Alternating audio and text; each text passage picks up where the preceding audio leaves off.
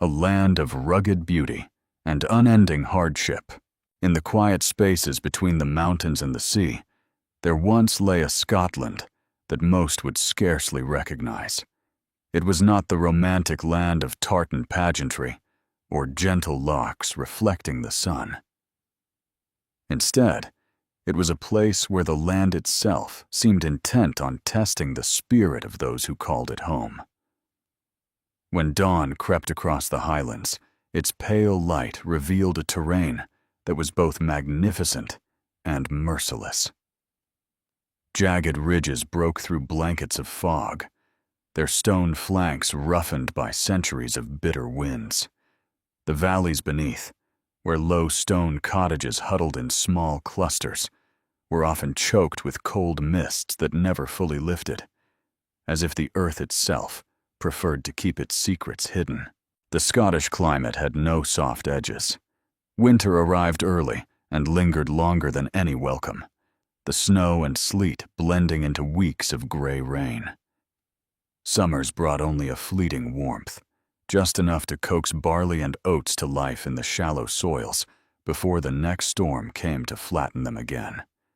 For the medieval Scots, every day began with the question of whether nature would grant a small reprieve or deliver another blow. In those centuries, the land was more than a backdrop.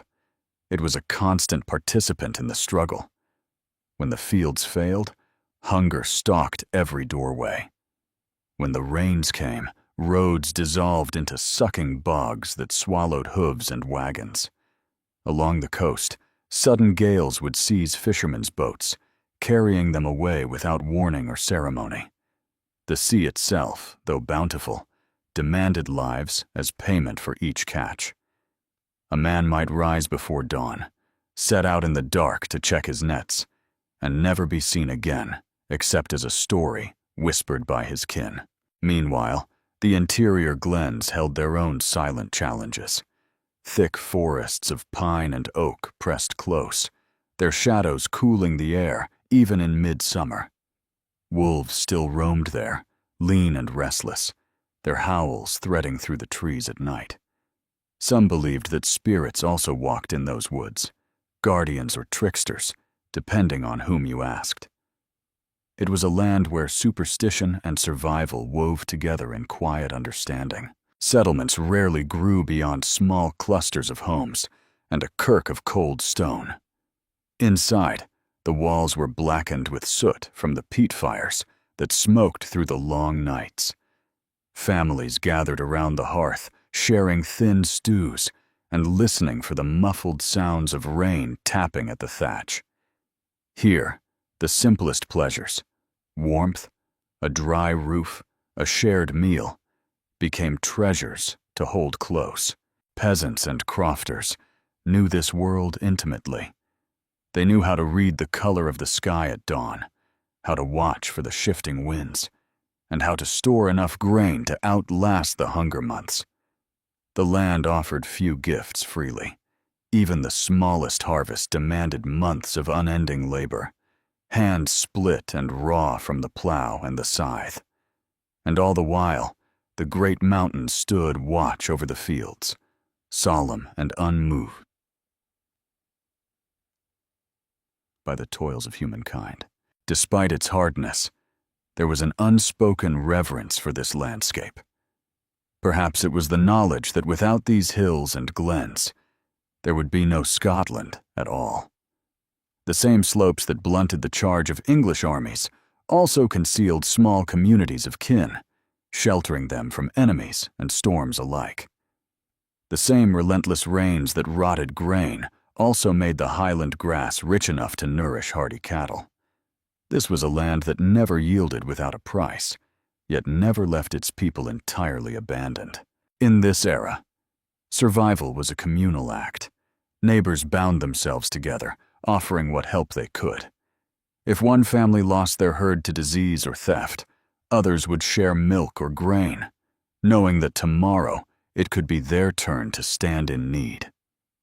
Children grew up watching their parents bargain with the land, coaxing a living from the stubborn soil, repairing stone walls toppled by the wind, and always, always storing away against the lean time famine to come.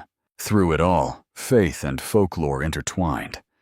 In each village, it was common to hear a grandmother's voice, soft with memory, recounting tales of saints who once walked these hills, or of ancient gods who had never fully left. These stories were passed down not as entertainment, but as a form of quiet guidance, a reminder that endurance had always been the first virtue of the Scottish spirit. As the centuries passed, the people and the land shaped each other in ways neither could fully escape. Even those who eventually left for the lowlands, or farther still, carried with them the imprint of this place, a knowledge that hardship could be borne with patience, and that beauty often arrived clothed in harshness. If you listen closely to the winds that curl through the glens, you may still hear a faint echo of the old life. Voices carried on the air, murmuring of the days when every dawn was a negotiation with the land itself. And perhaps you might wonder what secret strengths were forged in those quiet, relentless battles between humankind and the elements. The clan system, loyalty, honor, and endless feuds. Among the steep ridges and the green, narrow valleys, there rose an order older than any king's decree. It was the order of the clans, those sprawling families bound by blood, loyalty, and a name that carried both protection and peril. A clan was more than a group of relatives. It was the closest thing to certainty in a world where the harvest might fail, invaders might arrive, or a neighbor might suddenly become an enemy. To belong to a clan was to know where you stood, even if where you stood was often on the edge of violence. At the center of each clan was the chief, a figure who combined the roles of father, warlord, and judge. He was the one who decided when to raise the targa and claymore in anger, and when to let an old grievance lie sleeping for another season. To his clansmen, he offered a form of justice that was rough but consistent. If a kinsman fell in battle or suffered a theft, it was the chief's duty to make it right, sometimes through compensation, and more often through reprisal. Loyalty to one's chief and kin was not optional. It was the air one breathed, learned in childhood, and never questioned.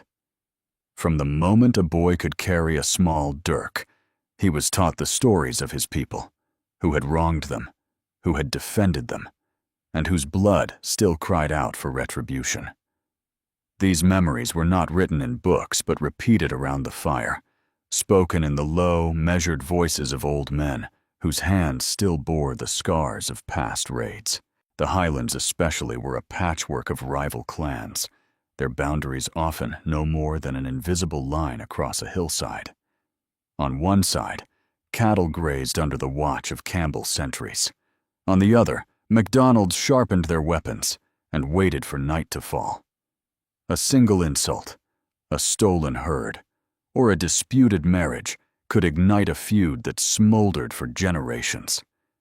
To us, the violence seems senseless, but to them, it was simply the price of defending honor, a word that meant everything and cost so much. When raids came, they came without warning. On a dark winter morning, the clang of a horn could tear through a village, sending women and children fleeing to the safety of the nearest peel tower, those squat fortresses with their narrow windows and thick stone walls. Men would grasp their weapons with steady hands, ready to fight not for a king or a nation, but for their own name. The cattle they drove off were more than property. They were the measure of a clan's strength, the means to feed and ransom and settle old scores.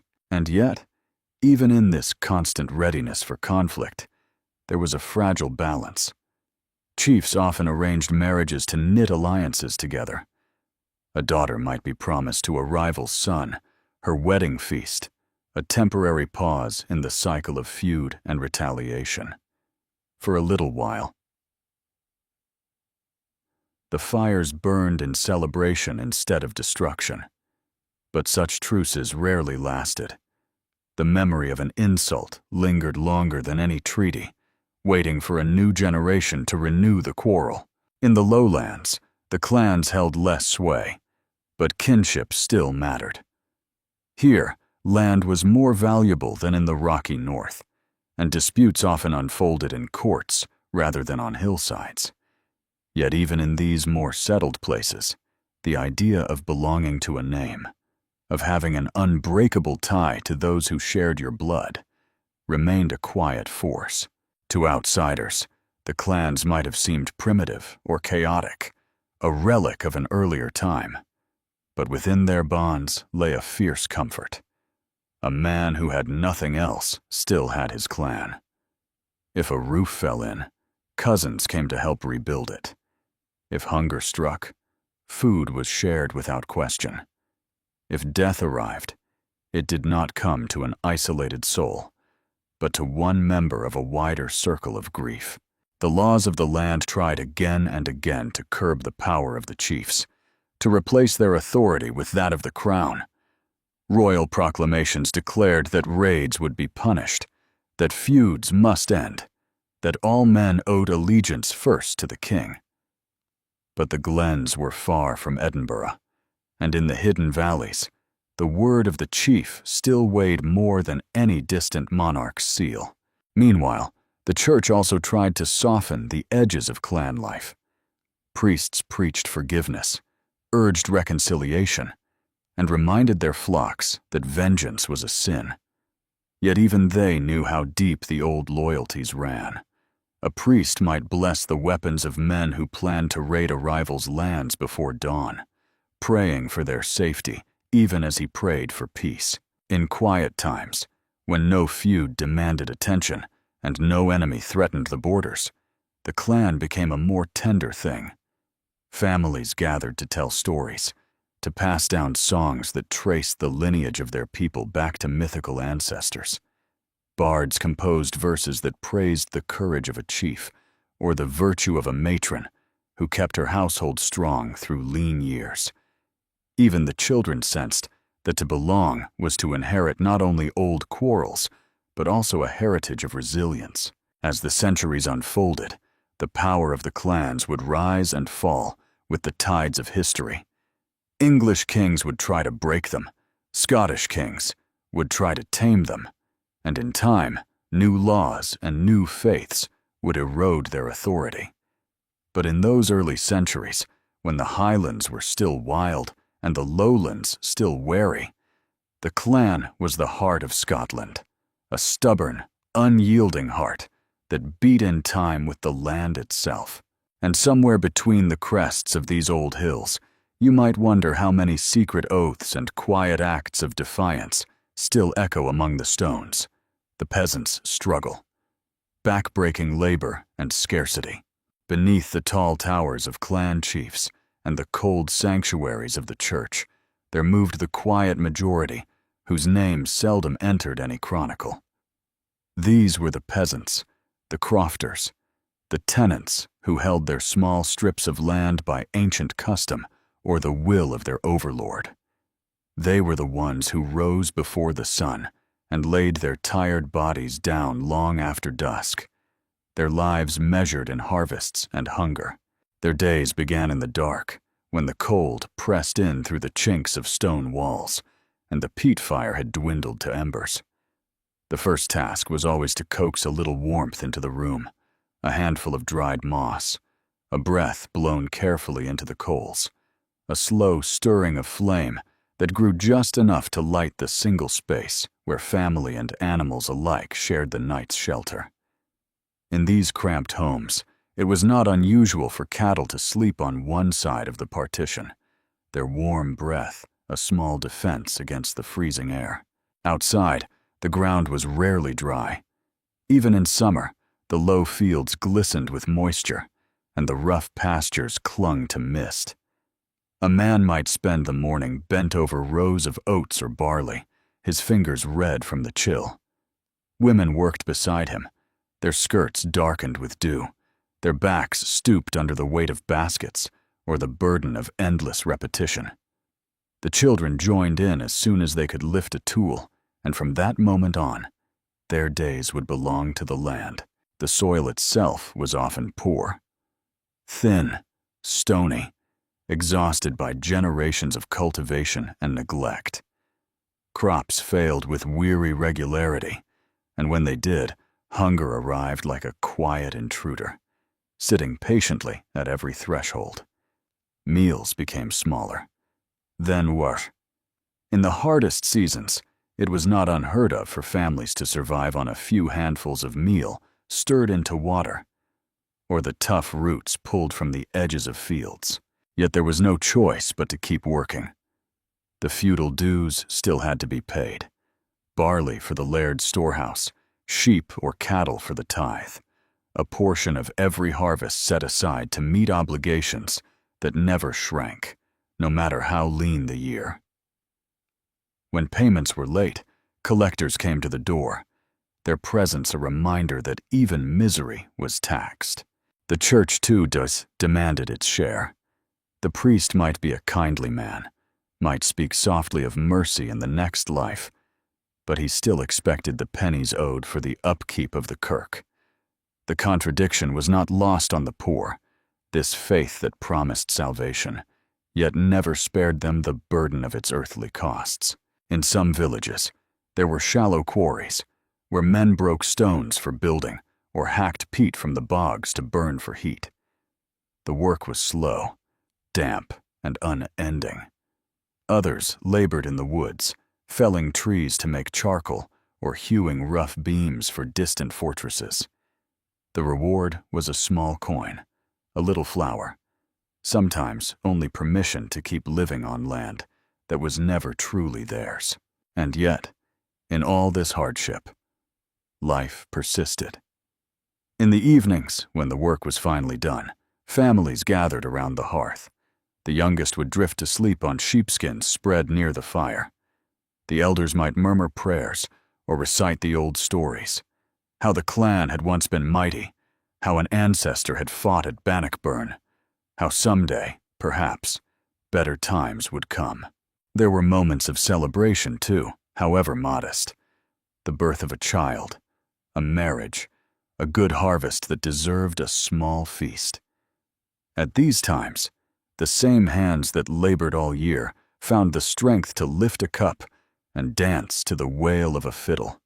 For a little while, laughter rose to the dark rafters, and the weight of survival lifted just enough to remember joy.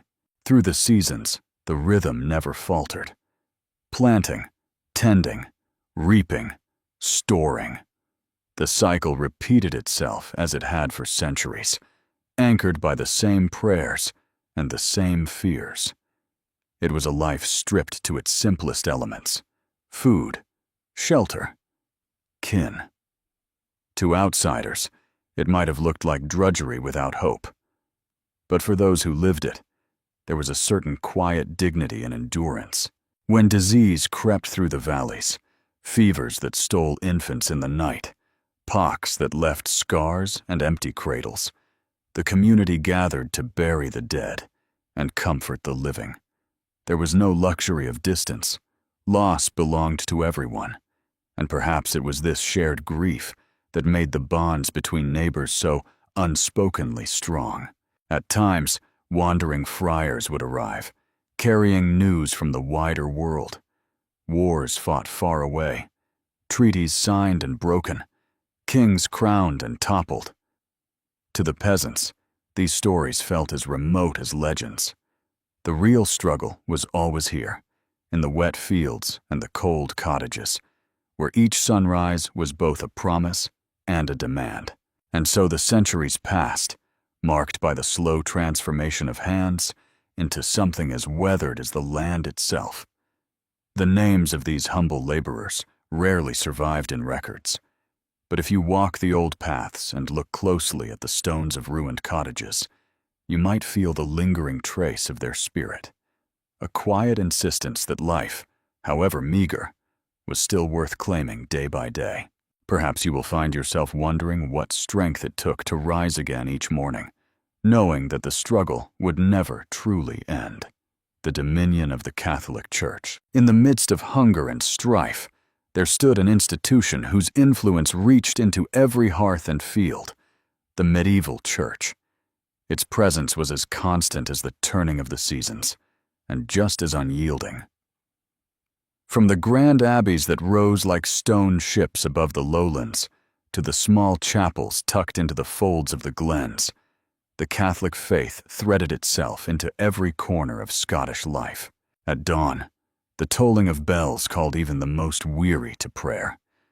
In villages where peasants rose before the sun to trudge into the fields, the sound was both a comfort and a summons. It reminded them that beyond their own labors lay a higher order, a promise that the hardships of this life might be redeemed in the next.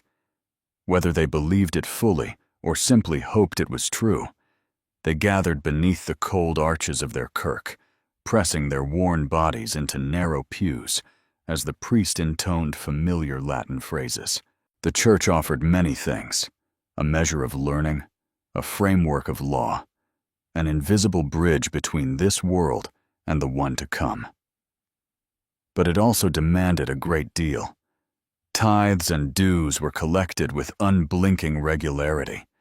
Even in the hardest winters, when families survived on thin broth and dried roots, a portion of every yield was owed to God's house. For some, this sacrifice was a willing offering. For others, it was a burden that never lightened. Clergy varied from humble, soft-spoken pastors to powerful abbots who controlled broad estates and countless tenants.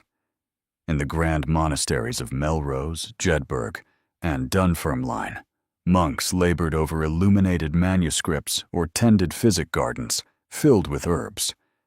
These places felt almost like separate worlds, islands of relative order amid a sea of uncertainty.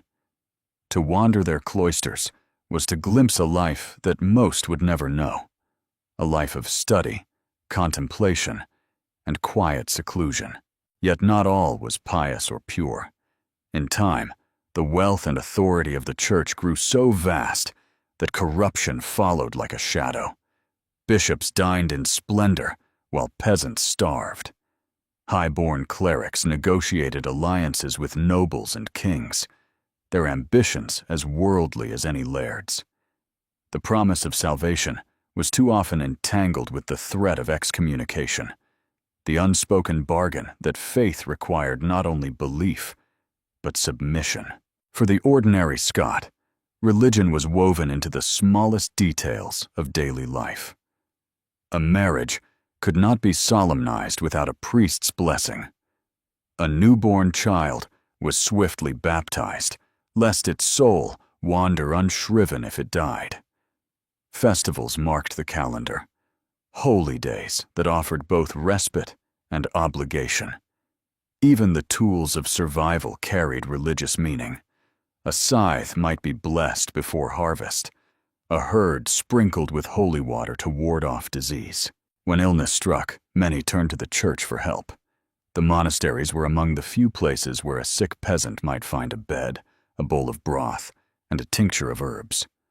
Monks and nuns offered such care without question, their vows of charity compelling them to ease suffering wherever they found it.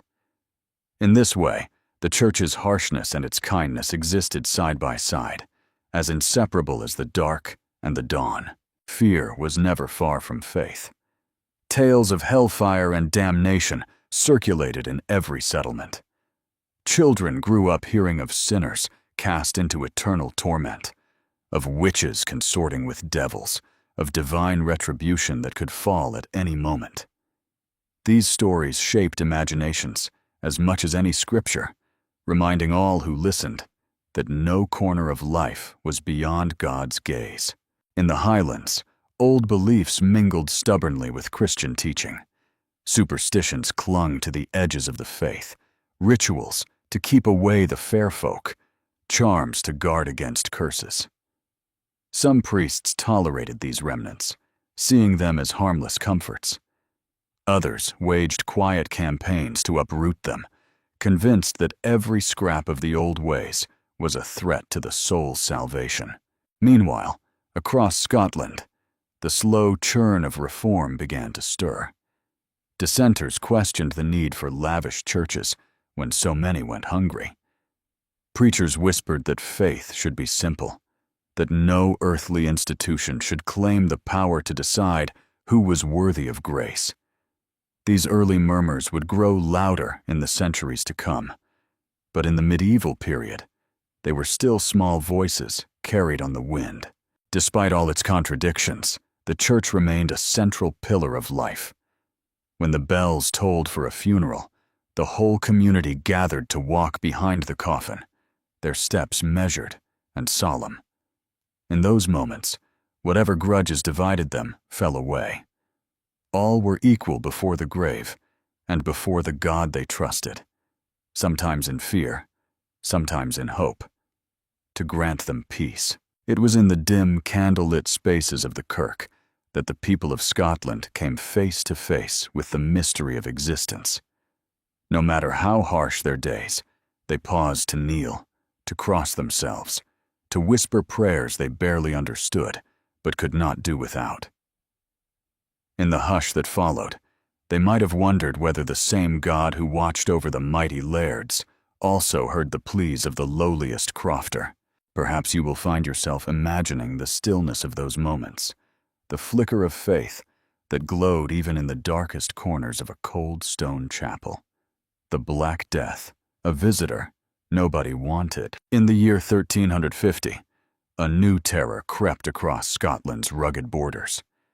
It did not arrive in the form of armies marching under foreign banners or rival clans brandishing steel. It came silently, hidden in the fur of rats and the bite of unseen fleas. The Black Death made no distinction between laird and peasant, priest and outlaw. It settled on the land like an invisible frost, consuming life wherever it touched. The first rumors drifted north with traders. In Flanders and England, they said, entire towns had emptied. Ships sailed into harbors, manned only by corpses. Some called it God's punishment, others a poison released by unseen enemies. But to most, it was simply a dread whose shape no one fully grasped until it was too late. In the ports of the lowlands, the plague's arrival was swift and merciless. Ships docked, unloading barrels of grain and bales of cloth, unaware that they carried the seeds of catastrophe. Dock workers fell ill within days, their skin marked by dark swellings that spread with a dreadful certainty. Those who cared for the sick were soon infected themselves, and the disease moved inland with the urgency of a wildfire driven by wind. Villages that had endured famine and war found themselves defenseless against an enemy they could neither see nor eat.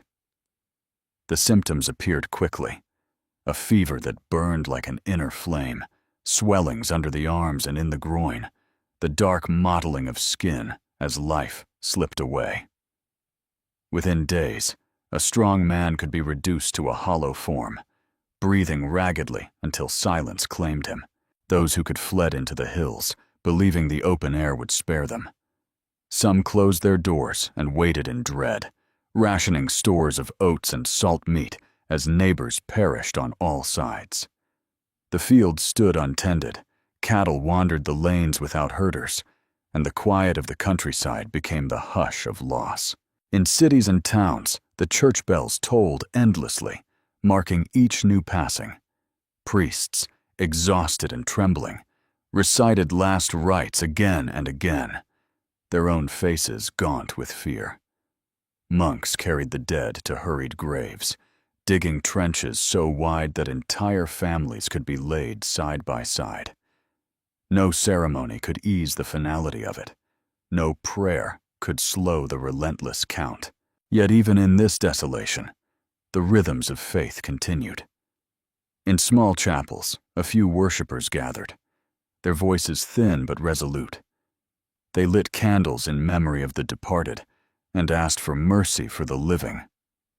Some believed the plague was a test, a refining fire meant to reveal the pure of heart. Others despaired. convinced that all their piety had earned them nothing but ruin. The plague did not spare the strongholds of the highlands. Though the remote glens delayed its coming, it found a path along the cattle drovers' trails and the narrow passes between mountains. In time, even the clans, so fierce in war, so proud of their lineage, could only watch as kin and rival alike succumbed to the same cruel fate. In some places, desperation gave rise to superstition. Bands of flagellants wandered the roads, scourging themselves in penance, believing that pain might atone for the sins of all. Others whispered that witches had summoned the plague, that dark powers were at work beyond any mortal understanding. Fear ripened into suspicion, and suspicion into violence. But for most, survival was a quieter ordeal. Families huddled together, sharing what little food remained, counting the days since the last cough or fever. If no new illness came, they dared to hope they might be spared. If it did, there was little left to do but wait and pray. When at last the first wave began to recede, it left behind a landscape altered in ways no war had managed. In some villages, scarcely a third of the people survived. Fields lay fallow, their hedgerows overgrown. Entire lineages disappeared, their names vanishing from parish records. Those who remained stepped cautiously back into the world. They buried the last of the dead, reclaimed the wandering cattle, patched the thatch on their roofs. In time, the plow returned to the earth. Oats and barley grew again. Markets reopened, though fewer voices called out in the square. And though life resumed its familiar patterns, nothing felt quite the same. A quiet wariness lingered, an unspoken knowledge that no fortress of stone or bond of kin could fully shield them. The plague had revealed how fragile even the strongest communities could be. Yet in the slow months of recovery, there was also a hushed resilience. People learned to carry their grief like a hidden weight, to remember those who were gone without letting sorrow extinguish every ember of hope. They told the children stories of the ones they had lost, and in this way, the departed remained part of the living world.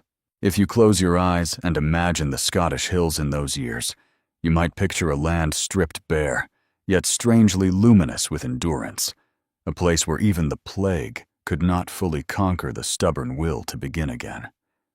And you might wonder what quiet courage it took to open each door and step into a world forever changed.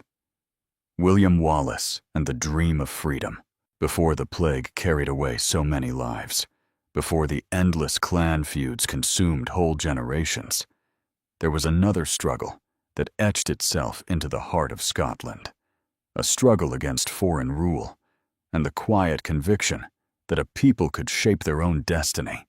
At the center of this dream stood William Wallace, a man whose legend grew so large that centuries later, it still stirs a quiet reverence. Wallace was not born into great wealth or power. His family held modest lands in Renfrewshire, and in another life, he might have passed his days as a minor knight, tending cattle, settling small disputes, and living out an unremarkable fate. But the tides of history rarely leave room for such simplicity. By the late 13th century, Scotland had become the object of English ambition. Edward Worcester, tall, iron-willed, relentless, saw the northern kingdom as unfinished business, a land to be brought under his rule as surely as any other province. The first English incursions were methodical, almost impersonal. Castles were garrisoned, nobles were pressed to swear fealty, and those who hesitated found their land seized and their kin taken hostage. Resistance flickered here and there, brief rebellions that rose like sparks and died quickly under Edward's heavy hand. But the resentment smoldered on, gathering heat in hidden places. It was in this charged atmosphere that Wallace stepped forward, not as a king or a chieftain, but as a man unwilling to bow.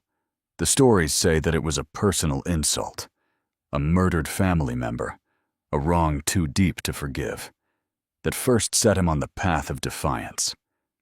Whether that tale is true or merely an echo of older ballads, it is certain that Wallace soon became a rallying figure for all who were weary of submission. His earliest actions were swift and startling. Small bands of men, lightly armed, struck at English outposts under the cover of darkness. Supply wagons were burned, garrisons routed, and messengers intercepted. Word of these raids spread quickly across the lowland lands, carried in the hushed admiration of common folk who had never before glimpsed a Scot bold enough to challenge England so openly. But Wallace's defiance was not merely an act of guerrilla mischief. By 1297, he had gathered an army, rough, poorly equipped, but bound by something deeper than any oath. They met the English at Stirling Bridge, where Wallace and his co-commander, Andrew de Moray, devised a strategy as simple as it was effective. They let the English forces begin their crossing, then struck with sudden force, dividing their enemy and driving them into the river. It was a victory so complete that for a moment, all of Scotland dared to believe independence was possible.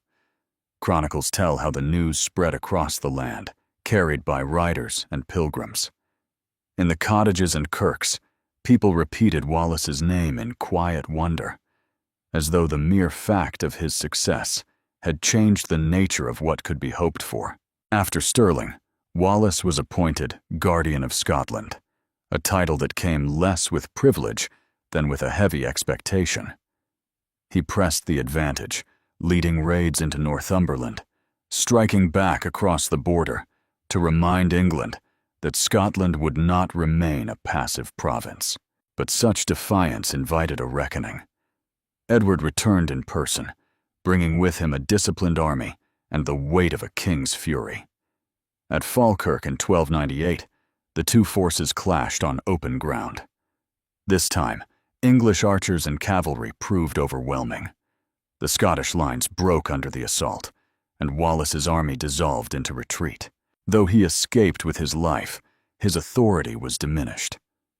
The nobles, ever wary of risking too much, began to hedge their support. Wallace slipped into the shadows, continuing his resistance without the sanction of a formal title. For years, he moved through the hidden places of Scotland, a fugitive whose presence still inspired small acts of rebellion wherever he passed. In 1305, betrayal found him at last. Captured and delivered to Edward's men, he was taken in chains to London. There, in the heart of the kingdom he had defied, he stood trial for treason, a charge he refused to accept. To Wallace, he owed no allegiance to England. His loyalty belonged only to the land that had shaped him. The sentence was carried out with a cruelty meant to extinguish all memory of his defiance. He was hanged, drawn, and quartered, his remains displayed as a warning to any who might think to follow. But the warning failed in its purpose. If anything, it only deepened the resolve of those who still dreamed of freedom. In the quiet years that followed, when Scotland's fortunes rose and fell like the tides, Wallace's story endured. Mothers told it to their children as they rocked them to sleep. Priests spoke of his sacrifice in sermons. Ballads carried his deeds across the glens and into distant generations. To some, he was a symbol of reckless rebellion. To others, the first true champion of Scottish independence. But to all, he remained a reminder that even in the darkest moments, there could be courage strong enough to light the way. And as you imagine the cold wind sweeping across the battlefield at Stirling, or the lonely cell in London where Wallace awaited his end, you might feel the quiet echo of that unwoken spirit, a whisper that no conqueror could ever fully silence. Robert the Bruce and the Battle of Bannockburn. When the story of Wallace began to fade into legend, a different figure stepped into the uncertain space he left behind. Robert the Bruce was no mere rebel leader, no outlaw making quick raids from the shadows. He was a nobleman of ancient lineage, a man who understood the language of kings and the harsh cost of ambition. His path was neither straightforward nor blameless, and perhaps that is why it feels so distinctly human. The Bruce had once sworn fealty to Edward of England, as so many Scottish lords did when survival demanded it. In that age, loyalty was a coin spent cautiously. But in time, Robert's ambitions outgrew any pledge to a foreign crown. He believed that Scotland should be ruled by her own, and that he was the rightful heir to the throne. His claim was not uncontested. Rival nobles gathered around John Comyn, another man with royal blood. The two met one winter day in the Greyfriars Church at Dumfries, ostensibly to find common ground. What happened in that sacred space remains partly hidden by time. Whether a quarrel erupted or an old grudge finally boiled over, Bruce struck Comyn down before the altar. It was a killing that echoed far beyond the church walls, a crime in the eyes of man and God alike.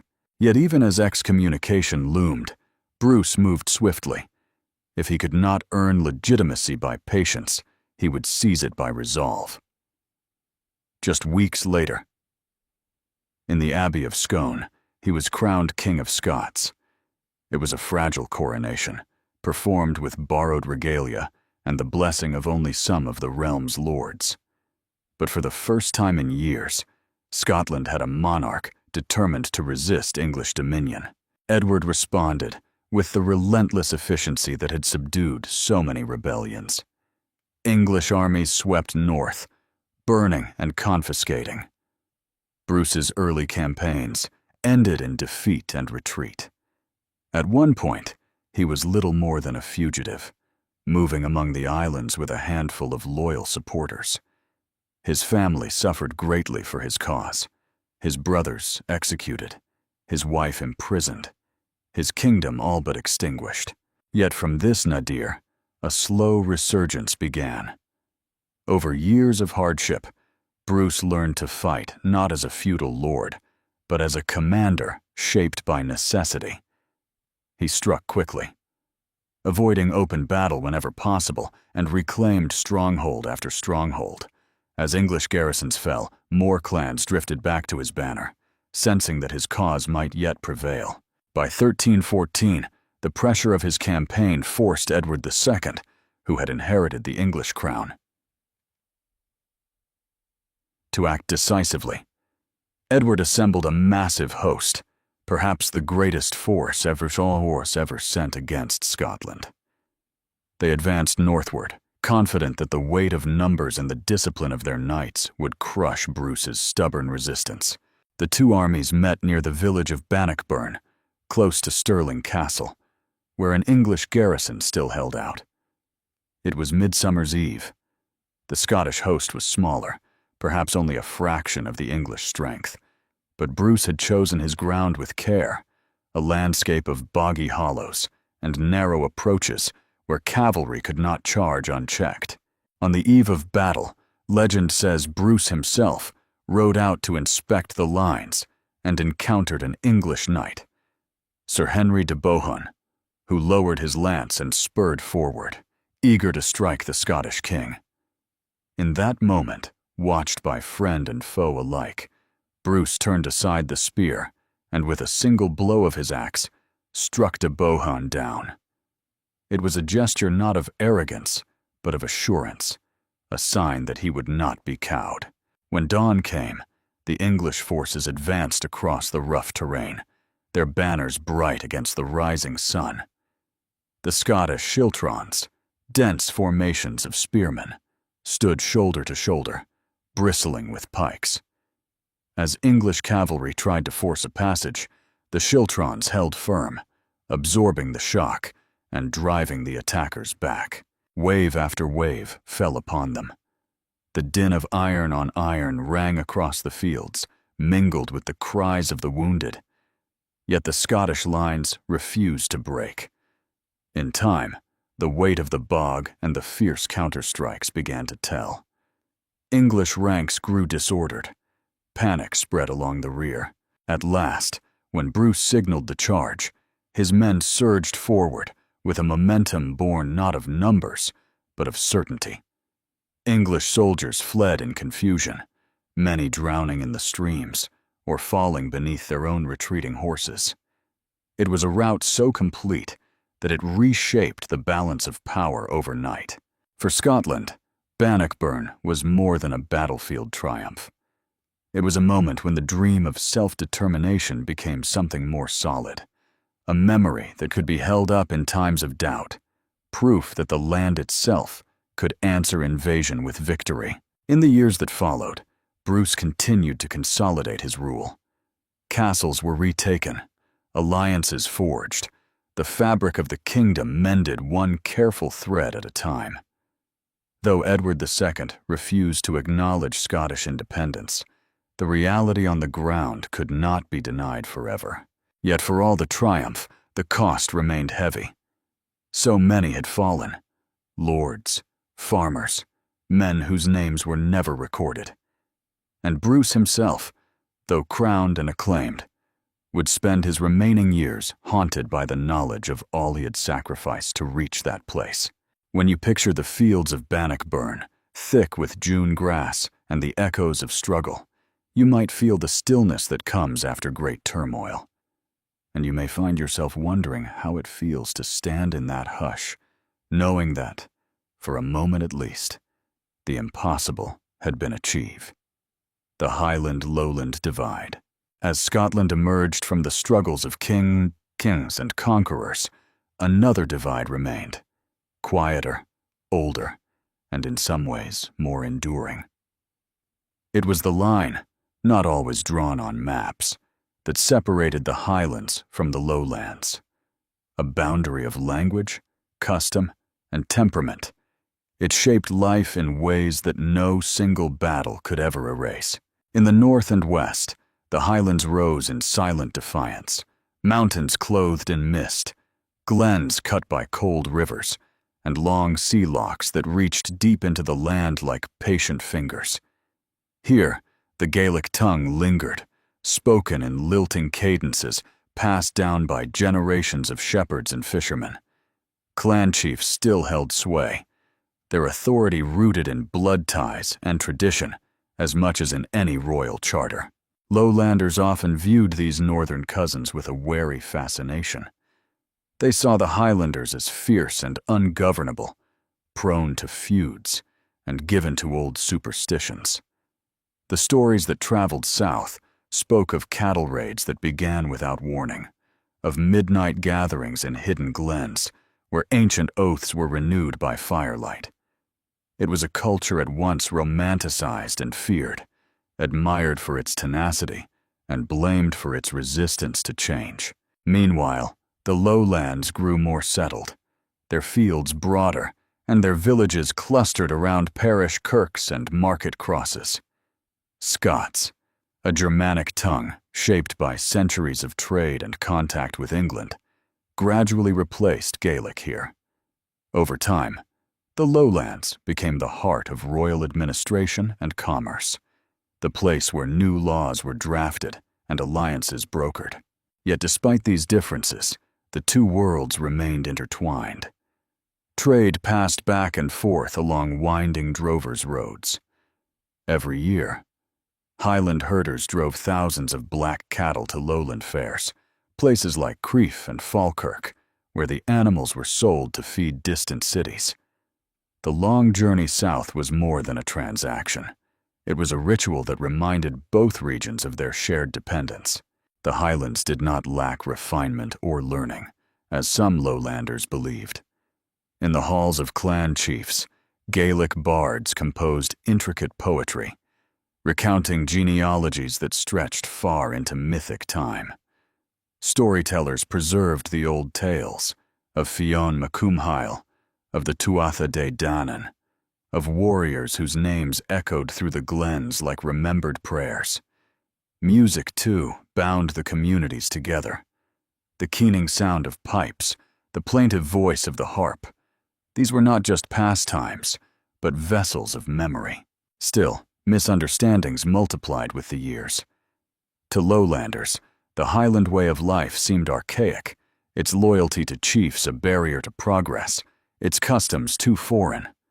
And to Highlanders, the lowlands appeared soft, eager to trade kinship for coin, faith for convenience. Even religion deepened the rift. While the Reformation swept across the lowlands, replacing Catholic ritual with Presbyterian austerity, the Highlands often remained loyal to the old faith, clinging to the Latin Mass and the authority of Rome. In time, the Crown would make repeated efforts to bridge or erase the divide. Laws were passed requiring the sons of Highland chiefs to be educated in English-speaking schools. Statutes forbade the wearing of tartan and the carrying of weapons without permission. These measures were meant to bring uniformity, but instead left behind a quiet resentment. In some glens, the old ways endured in secret. Gaelic prayers were whispered long after they were outlawed. Tartan was hidden away, brought out only in the privacy of home. And always, there was the memory of independence, an unspoken conviction that no edict could fully reshape a people who had learned to survive in such a forbidding landscape. It was not only language and law that kept the Highlands apart. It was also the rhythm of life itself. Highlanders measured their days by the turning of the seasons, summer grazing in distant pastures, autumn gatherings to bring the cattle home. They marked time by the migrations of birds, the flowering of heather, the return of familiar stars in winter's sky. In the lowlands, the clock of commerce ticked more insistently. Towns bustled with weavers and merchants. Taxes were collected, markets regulated, disputes settled in court rather than by the sword. Over generations, the difference between the two ways of life became something deeper than custom, a divergence of spirit. Yet for all the contrasts, the Highlands and Lowlands could never be entirely separate. Marriage alliances wove threads between families on either side of the divide. Trade brought news and goods that no valley could wholly ignore. And when foreign powers threatened, Scots of every accent found themselves called to the same banners. If you imagine the lengthening shadows of a Highland glen, or the soft rain falling on a lowland field, you might sense that both belonged to the same story. A story of a small, resilient country that held together not in spite of its differences, but because of them.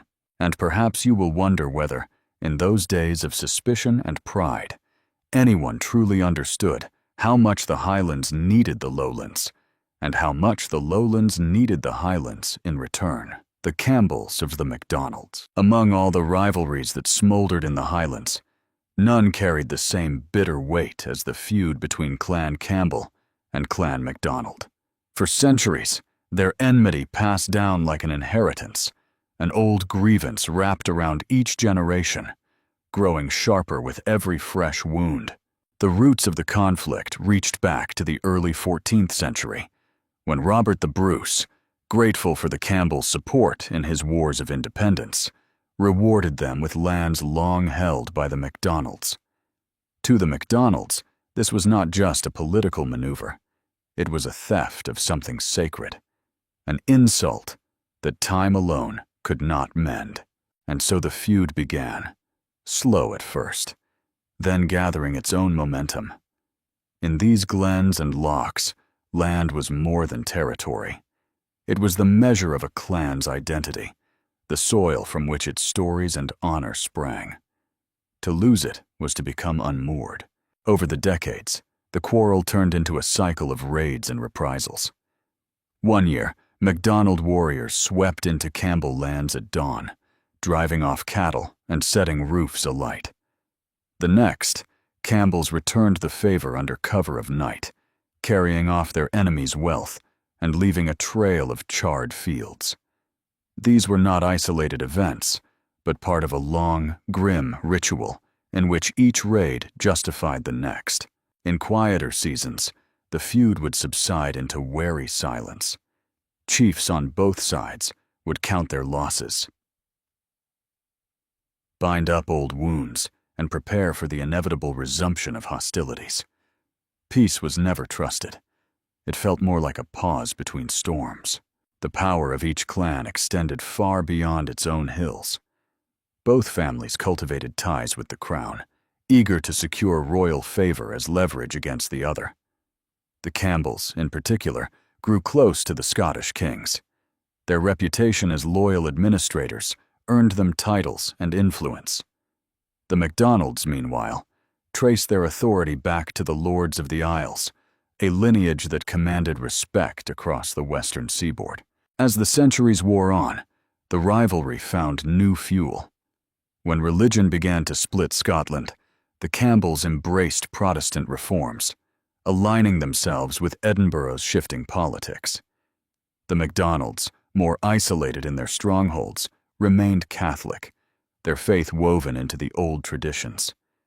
Even belief became a battleground.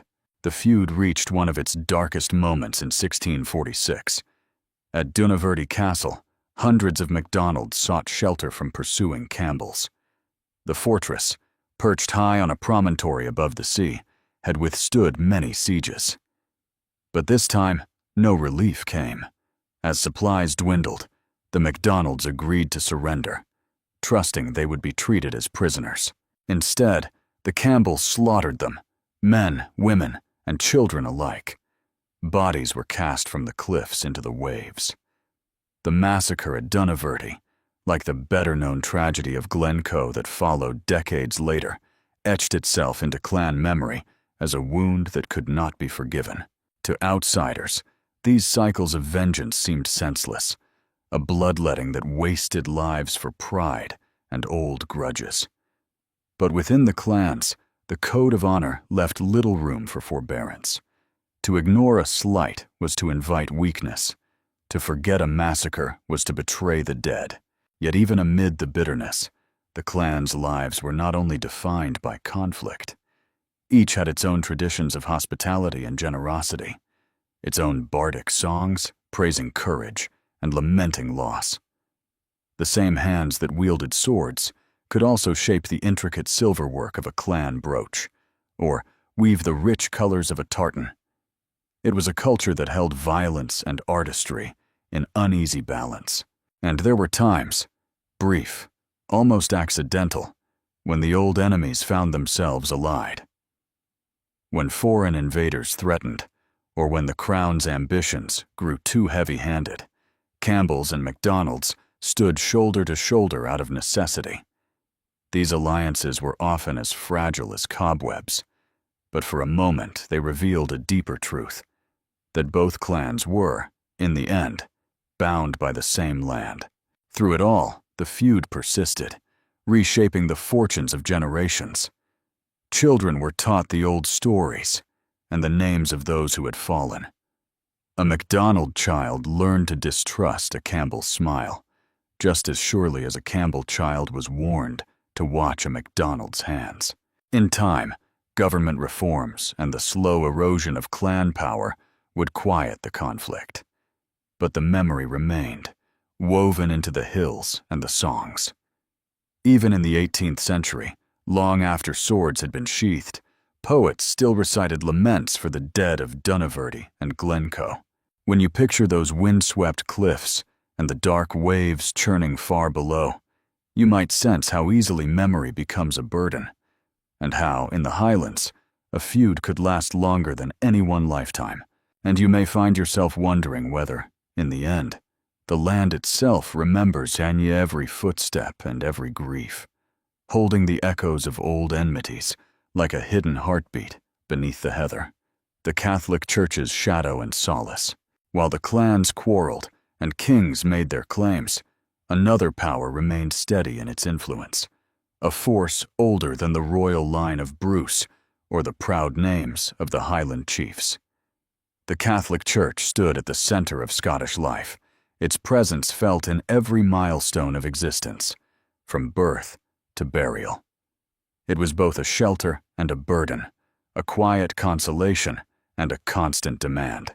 In the small stone kirks of the lowlands and the hidden chapels of the glens, the faithful gathered to hear words spoken in Latin they did not fully understand. The priest's voice rose and fell in familiar patterns, and though the rituals were solemn, they offered a kind of reassurance. For peasants whose lives were shaped by hunger and disease, the Mass was an hour when all souls stood equal before the altar. But the church was more than a source of spiritual comfort. It was also a vast earthly institution, with wealth rivaling that of any noble family. Great abbeys like Melrose and Dunfermline commanded wide estates, their monks overseeing farmland, mills, and fisheries.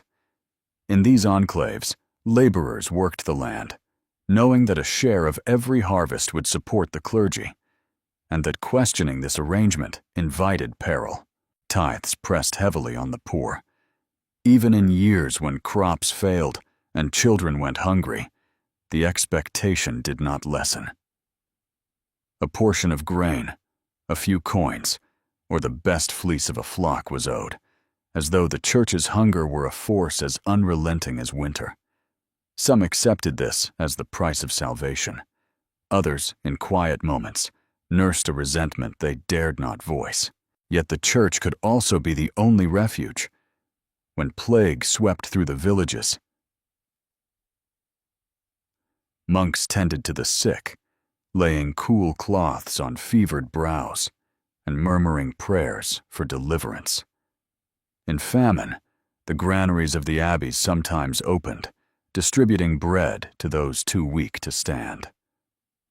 For a child born to poverty, the cloistered life of a monastery could offer a rare escape, a place where learning and piety replaced the ceaseless struggle of the fields. The tension between the church's charity and its power was never fully resolved. Bishops wore robes sewn with gold thread, feasted on meats the poor seldom tasted, and dispensed judgments that carried the weight of God's will. In remote parishes, priests were often the only authority, their word shaping how neighbors treated one another, how sins were measured, how forgiveness might be earned. Superstition walked hand in hand with faith. Even as priests condemned the old pagan customs, many villagers still clung to them. In the Highlands, a sprig of rowan might be nailed above a door to ward off witches. Charms and blessings mingled with Christian rites. A mother might whisper a Gaelic incantation over her child's cradle before crossing herself and reciting a Latin prayer. In times of crisis, fear of heresy and witchcraft grew sharp. Accusations could spring from envy, from old grudges, or from the need to find a cause for suffering. Women, especially those who served as healers or midwives, were most often accused. They were called before the kirk session, their faces pale in the torchlight as charges were read aloud. Few dared to defend them. To question an accusation was to risk suspicion oneself. For all the darkness, the church also held a softer role, a keeper of memory and hope. In candlelit chapels, monks labored over illuminated manuscripts, copying the Gospels letter by letter, their quills scratching in the hush. These pages, adorned with bright inks and curling vines of decoration, were seen by only a few. But they preserved the belief that faith outlasts the rise and fall of kingdoms.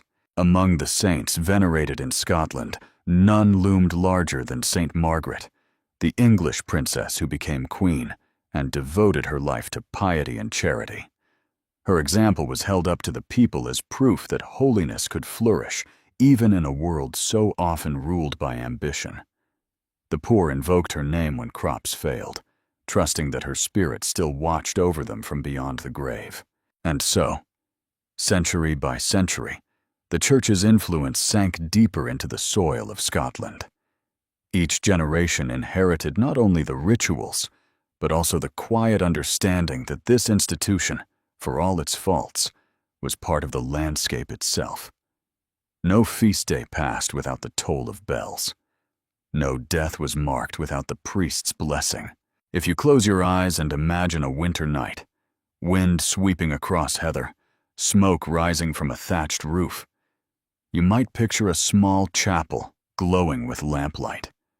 Inside, A handful of villagers kneel in the cold, their breaths clouding the air as they murmur prayers that have not changed in 100 years. And you might wonder what comfort they drew from those words, what small embers of faith warmed them against the long dark, and whether any truly believed the church could stand unchanged forever. Life and labor of the common Scots, beneath the spires of abbeys and the towers of clan chiefs, lay the true foundation of Scotland, a countless host of ordinary people whose names were seldom recorded, whose stories were passed only in memory.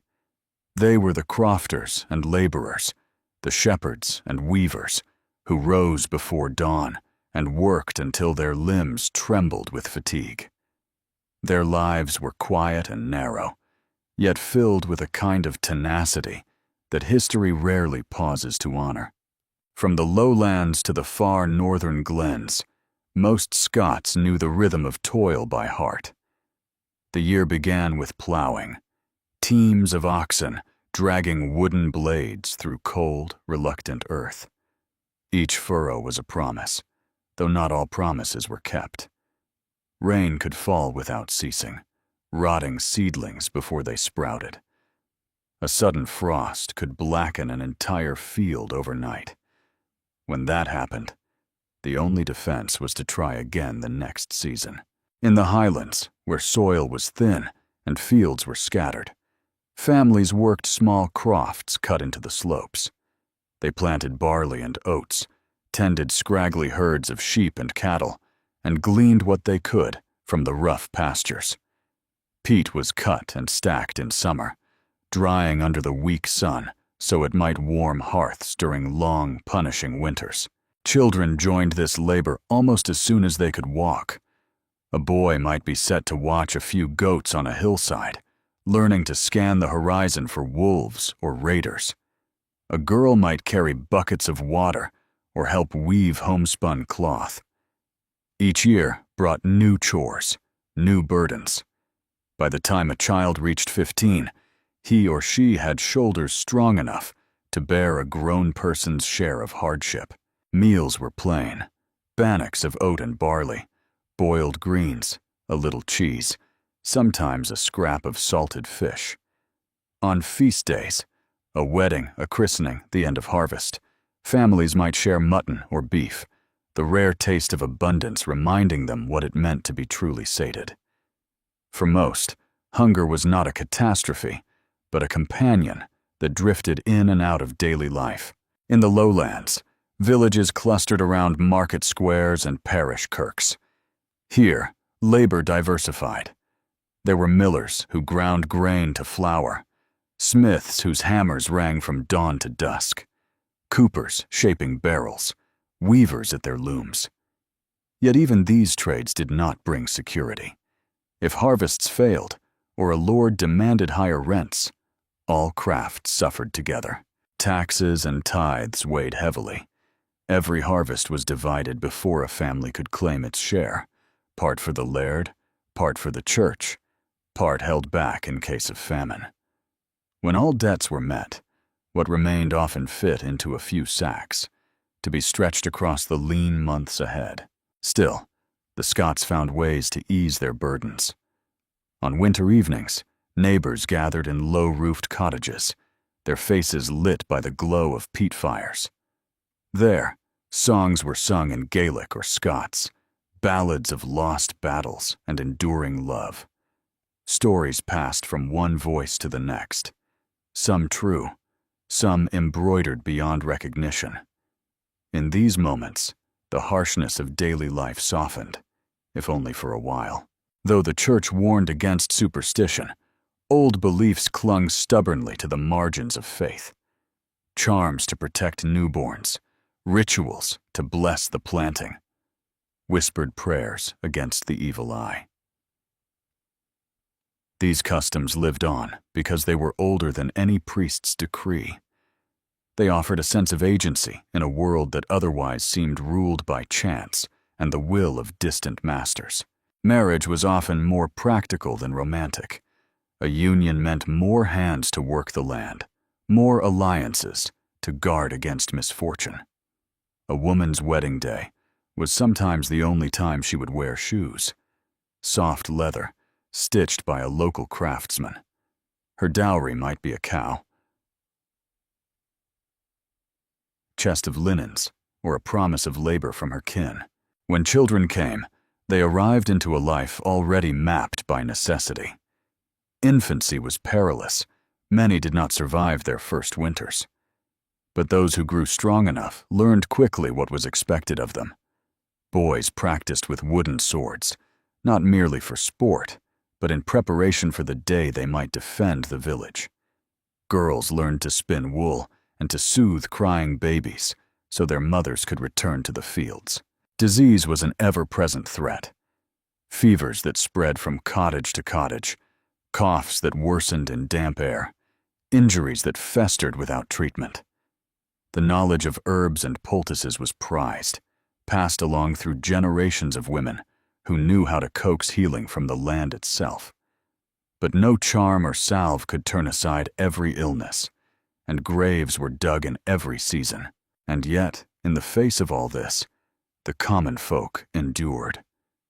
They carried a pride that did not need titles or heraldry, a conviction that to survive was itself a triumph.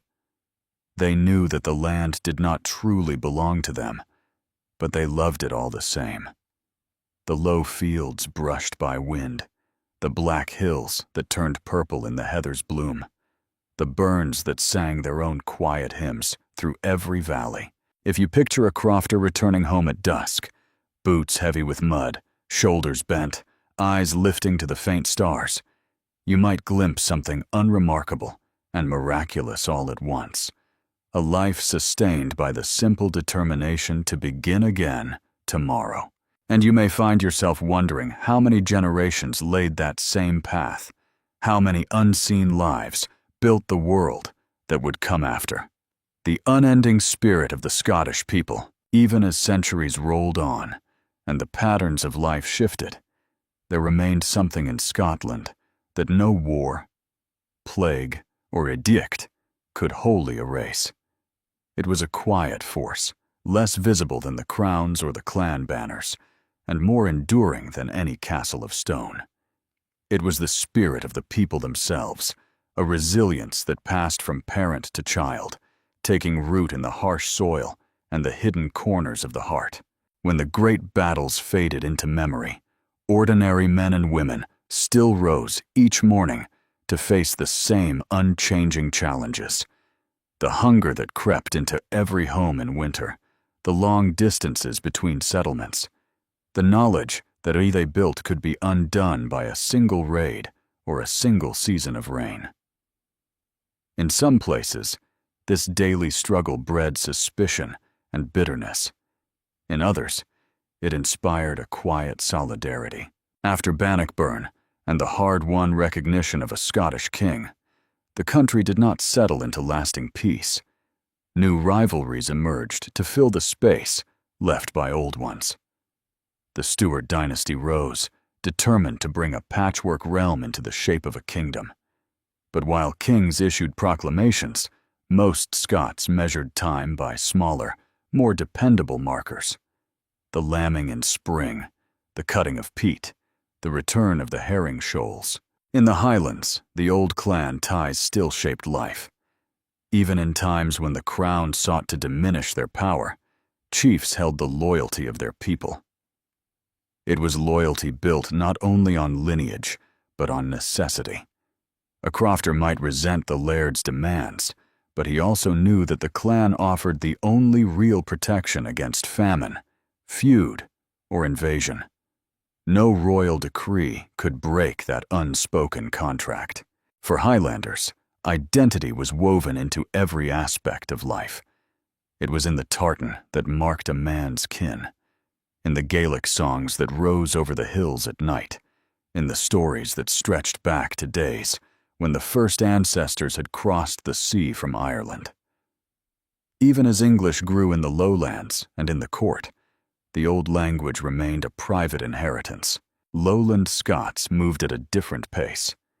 Towns grew larger and more prosperous. Trade with England and Europe brought new goods and ideas. Burghs developed their own rhythms, markets bustling beneath the watchful spire of the kirk, craftsmen forming guilds, magistrates writing down laws in careful script. In these streets, the rough edges of feudal life softened, replaced by something more ordered, but no less precarious. Yet all across Scotland, the core of existence remained stubbornly the same. The land itself dictated the terms of survival. Poor harvests could undo years of careful planning. Illness could sweep through a village, erasing lives with no regard for wealth or piety. And through each ordeal, Scots learned again and again that endurance was their most essential skill. It was not only hardship that shaped them. There were moments of grace, gatherings for festivals, when even the poorest families shared music and laughter. On Beltane and Lammas, bonfires were lit on hilltops, their glow visible for miles across the dark.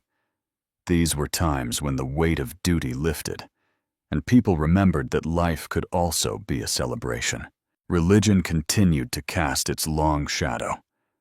The Catholic Church remained a source of ritual and reassurance, but its power was already beginning to wane as the Reformation approached. In quiet corners, men and women began to question the wealth of the clergy, the relics and indulgences, the Latin prayers that felt so far removed from their daily sorrows. It would be many years before this quiet dissent erupted into open transformation. But already the first cracks were there. Still, amid change and uncertainty, there was a certain unyielding continuity. Children were born into lives much like their parents. Small houses warmed by peat fires, fields that demanded everything and returned just enough, a sky so wide it humbled even the proudest heart. The same lullabies were sung to them. The same blessings were murmured over their cradles. In time, many would leave their homeland behind. Waves of Scots would set sail across cold seas, seeking land and security in distant places. Some went unwillingly, victims of eviction or punishment.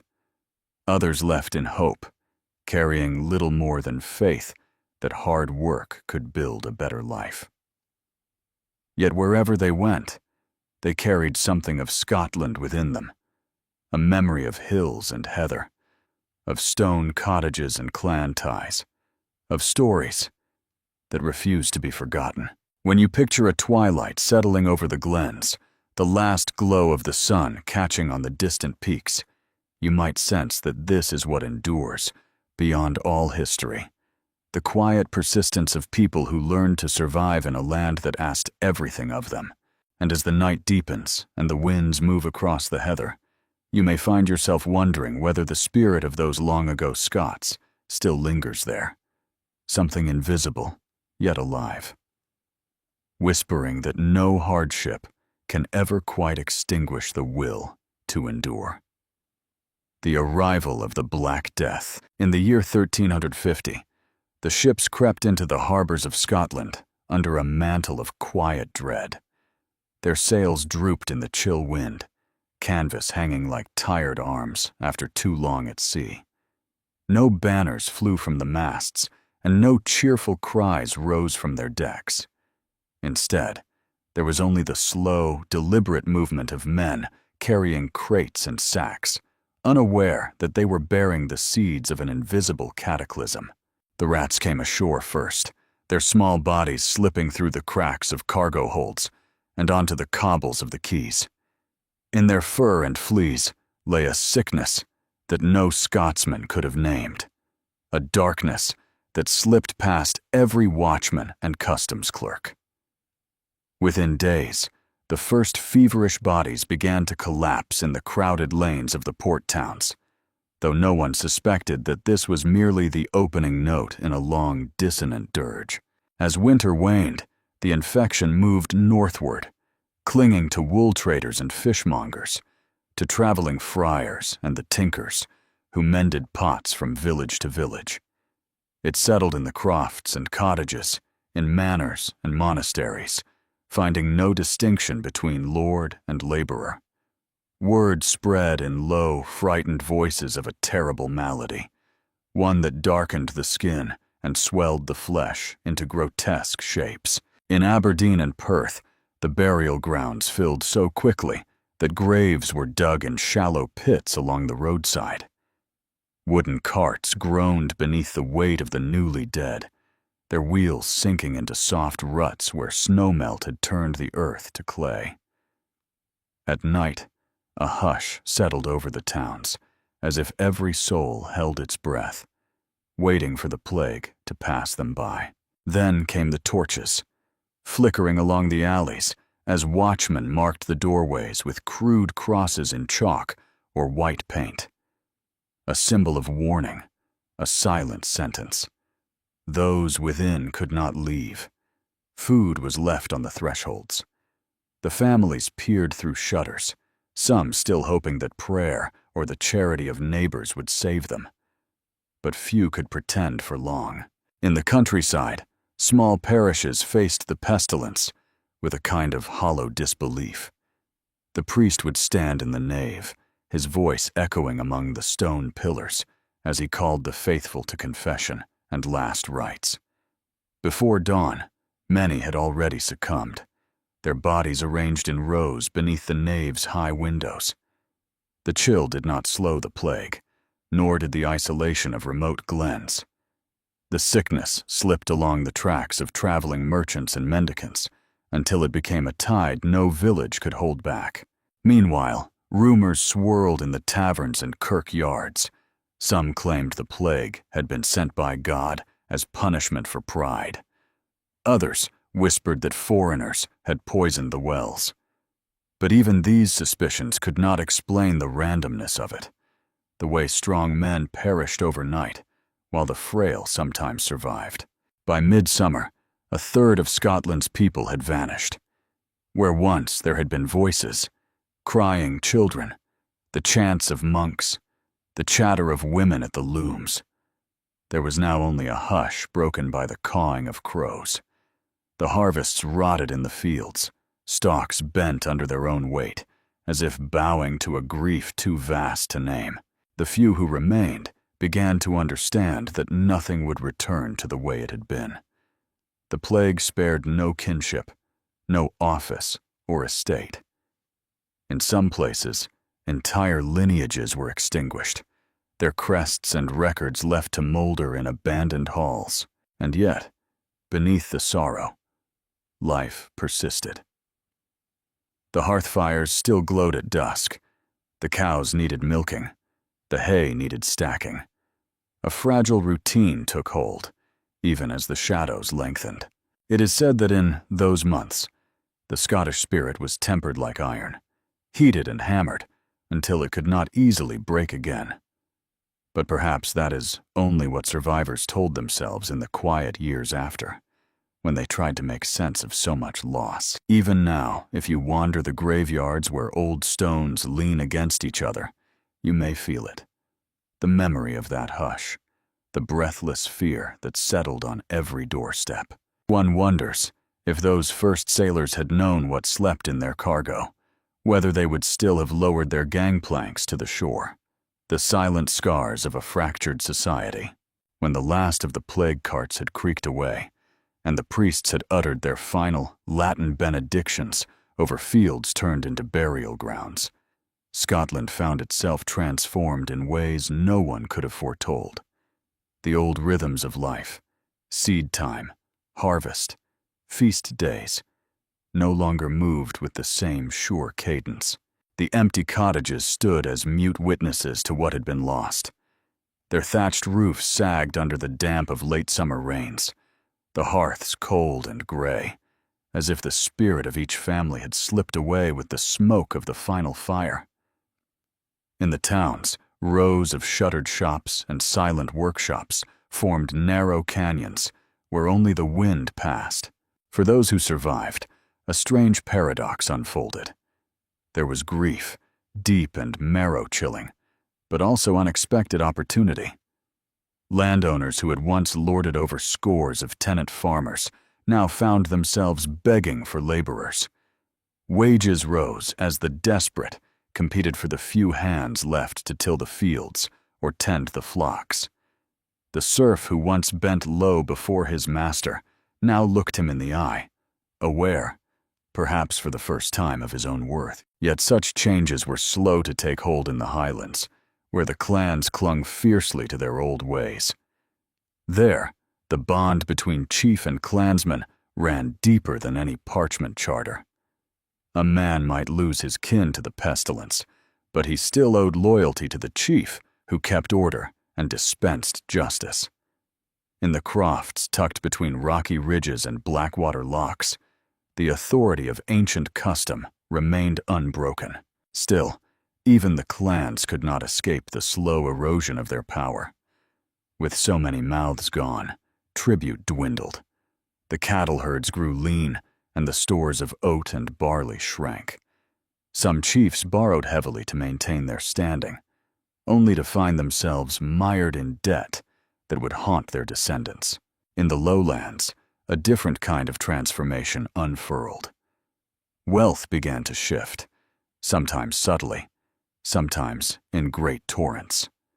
Merchants who survived the plague returned to find competitors dead, and inventories sold off for pennies. They rebuilt their fortunes on the ruins, acquiring lands and influence that once lay far beyond their reach. Meanwhile, the church tried to reassert its authority over a shaken flock. Bishops spoke of divine punishment and called for more rigorous piety. But the people had seen too much to be easily cowed. Many began to wonder whether holy men who had fled at the first sign of fever could truly intercede with the Almighty. Even the rituals of the faith felt different now, familiar words and gestures hollowed out by the memory of unshriven deaths. Still, the church remained the one constant. The cathedrals rose over the towns like immense stone guardians, their bells tolling in the dawn and at dusk. In the dim candlelight of their naves, survivors found some measure of solace, kneeling to murmur prayers for souls they would never see again. As the decades crept onward, new generations were born who had never known the crowded villages and bustling fairs of the time before. To them, the plague was a tale half remembered by grandparents, a dark season when the world seemed to teeter on the brink of ending. They could not feel the weight of that silence the way their elders did, though they carried its consequences in every field and hamlet. Some scholars later claimed that the plague hastened the decline of serfdom in Scotland. Others argued that it deepened the rift between highland and lowland ways of life. But in the moment, such theories did not matter. What mattered was survival, gathering the harvest, repairing the roofs, burying the dead, and finding the courage to begin again. Even now, if you walk the weathered tracks between the crofts, you might see the faint outlines of the old fields that once fed entire clans. You might notice how many of them were never tilled again. They remain as quiet scars across the land, their emptiness a testament to the losses no census could fully record. And you might wonder what it was like to wake each morning in that world, where life was both precious and precarious, where every breath felt like a borrowed thing, and every dawn a small defiance against the darkness that had come before. The tide of clan feuds. When the plague loosened its grip, the Highlands did not greet the return of peace with open arms. Instead, a deeper restlessness began to seep through the glens. Old grievances, which disease had momentarily eclipsed, came flooding back with a force as unstoppable as the spring melt. Clans measured their strength in kinship and cattle, and with so many families diminished, balance had shifted. Ancient pacts were broken or renegotiated in whispered councils around smoky hearths. Chiefs who once held sway over every loch and ridge now found their claims contested by rivals, emboldened by their weakness. The feud between the Campbells and the MacDonalds, already older than living memory, flared into new violence. The MacDonalds had suffered deeply under plague and famine, their herds thinned to shadows, and their warriors reduced to a handful of gaunt survivors.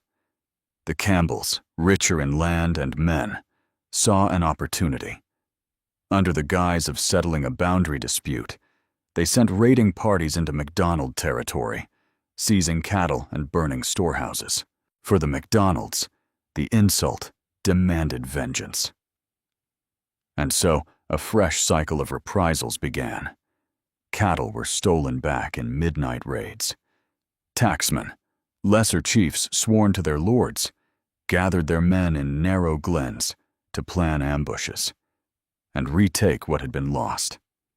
In this way, the feud became both an inheritance and a necessity, binding each generation to the last through shared grievance. It was not only the great clans who clashed. Smaller families, whose names never found their way into chronicles, also rose and fell in these endless contests. A quarrel over a patch of grazing land or the theft of a single cow could swell into decades of bloodshed. The feuds were not merely about wealth or pride. They were a way of preserving a fragile sense of identity in a world that seemed determined to erase it. To outsiders, merchants from Edinburgh, priests sent north to minister to scattered flocks, this ceaseless conflict appeared primitive, almost senseless. But to the clans, it was the only order they knew. Each raid and reprisal was woven into a long story that explained who they were and why they fought. The chiefs presided over this turbulence with a gravity that bordered on ritual. When disputes arose, they summoned their kinsmen to the hall. Long tables lit by tallow candles, the air thick with the smell of peat smoke and unwashed wool. Here, they would listen to grievances, weigh the honor of each claimant, and decide whether justice required compensation or the sword. Sometimes, the verdict was exile, a man stripped of protection and cast into the wilderness. Other times, it was vengeance carried out in the cold gray dawn, when neighbors awoke to find their barns aflame. In the lowlands, the feudal lords watched this turbulence with mingled fear and contempt. They believed themselves more civilized, more orderly. Yet even there, rivalries simmered beneath the surface, less visible perhaps, but no less bitter when they burst into the open. The Scottish kings tried, again and again, to impose the royal will on the Highlands. Statutes were proclaimed, oaths extracted under threat of forfeiture, castles seized and garrisoned by crown men. But as soon as the king's sheriffs turned their backs, the old ways resumed. The landscape itself seemed to conspire against authority. Narrow passes and hidden glens made pursuit slow and uncertain. A raiding party could vanish into the hills before the first warning reached the nearest tower. By the turn of the 15th century, some believed the clans would never be tamed. Chroniclers wrote of them as a separate race, untouchable and unknowable, their loyalty given only to their own blood. And yet even among these fierce people, moments of quiet endurance persisted. On winter nights, when the wind keened across the moors and the cattle pressed close to the byres for warmth, families gathered around the peat fire. Children drifted to sleep to the low drone of old stories, the same tales their ancestors had heard, of heroes who had defended the clan and vanished into legend. Outside, the cattle lay tethered in darkness, the clan's wealth and lifeblood, the cause of so many raids and retaliations. In the hush between gusts, a man might have wondered whether the struggle was worth the cost. But with dawn came the knowledge that survival was never given freely in the Highlands. It was claimed, one hard season after another, and so the feuds persisted, woven into the fabric of life, each fresh wound a reminder that in this harsh land, peace was the most fragile dream of all. The rituals of survival as the feuds raged on. Ordinary Highlanders continued the ancient rituals that tethered them to the land and to each other. Life was never still here. Even in the most peaceful seasons, the work was relentless. Every dawn, thin columns of smoke rose from low-roofed dwellings, signaling the start of another day of labor beneath the restless skies. In the short summers, when the heather bloomed purple and the wind smelled of warm grass, families drove their cattle to the higher pastures. The journey was called the transhumance, a migration repeated for centuries. Women and children led the shaggy beasts along narrow tracks, while men followed behind, scanning the ridgelines for raiders. Even a peaceful drive could turn violent if another clan claimed the grazing land as their own. Once in the uplands, families settled in simple sheilings, stone huts with turf roofs. The women churned butter, dried cheese on flat stones, and mended garments worn thin by work. At night, they lay huddled together for warmth, listening to the soft breathing of animals tethered close to the walls. Outside, the darkness pooled around the hills, deep and impenetrable. The cattle were their wealth and their future, and so they slept lightly, alert to any whistle or distant bark that might herald theft. Down in the glens, fields of oats and barley ripened in the hard-won earth.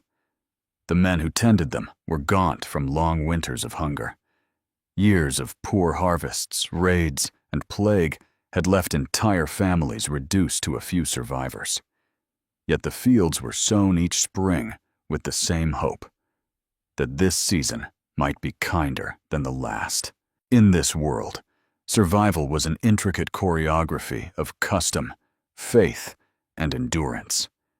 It was marked by small rites, the first furrow plowed under a cold April sky, the blessing murmured over seed grain, the lighting of a candle before the crude wooden cross in each home. These gestures offered a fragile reassurance that the world still contained a measure of order, even when so much was uncertain. The church, too, played its part. Parish priests moved between scattered settlements, carrying not only the rites of baptism and burial, but also the gossip that stitched together the isolated communities. They read proclamations from the king and condemned the perpetual feuding, though everyone knew such words would change nothing. When famine struck or the plague returned, villagers crowded into the kirk to pray for deliverance. Yet beyond the walls, the same winds blew and the same hunger waited. Weddings were among the few occasions for true celebration. A marriage bound two clans together, sometimes to end a feud, sometimes to seal an alliance against common enemies. These unions were more transaction than romance, but for a brief evening, the strain lifted. Torches lit the dark, and fiddlers played reels while men and women danced in the packed earth courtyards. They ate bannocks and broth, drank weak ale, and felt, for a moment, the illusion of abundance. But the festivities always ended too soon.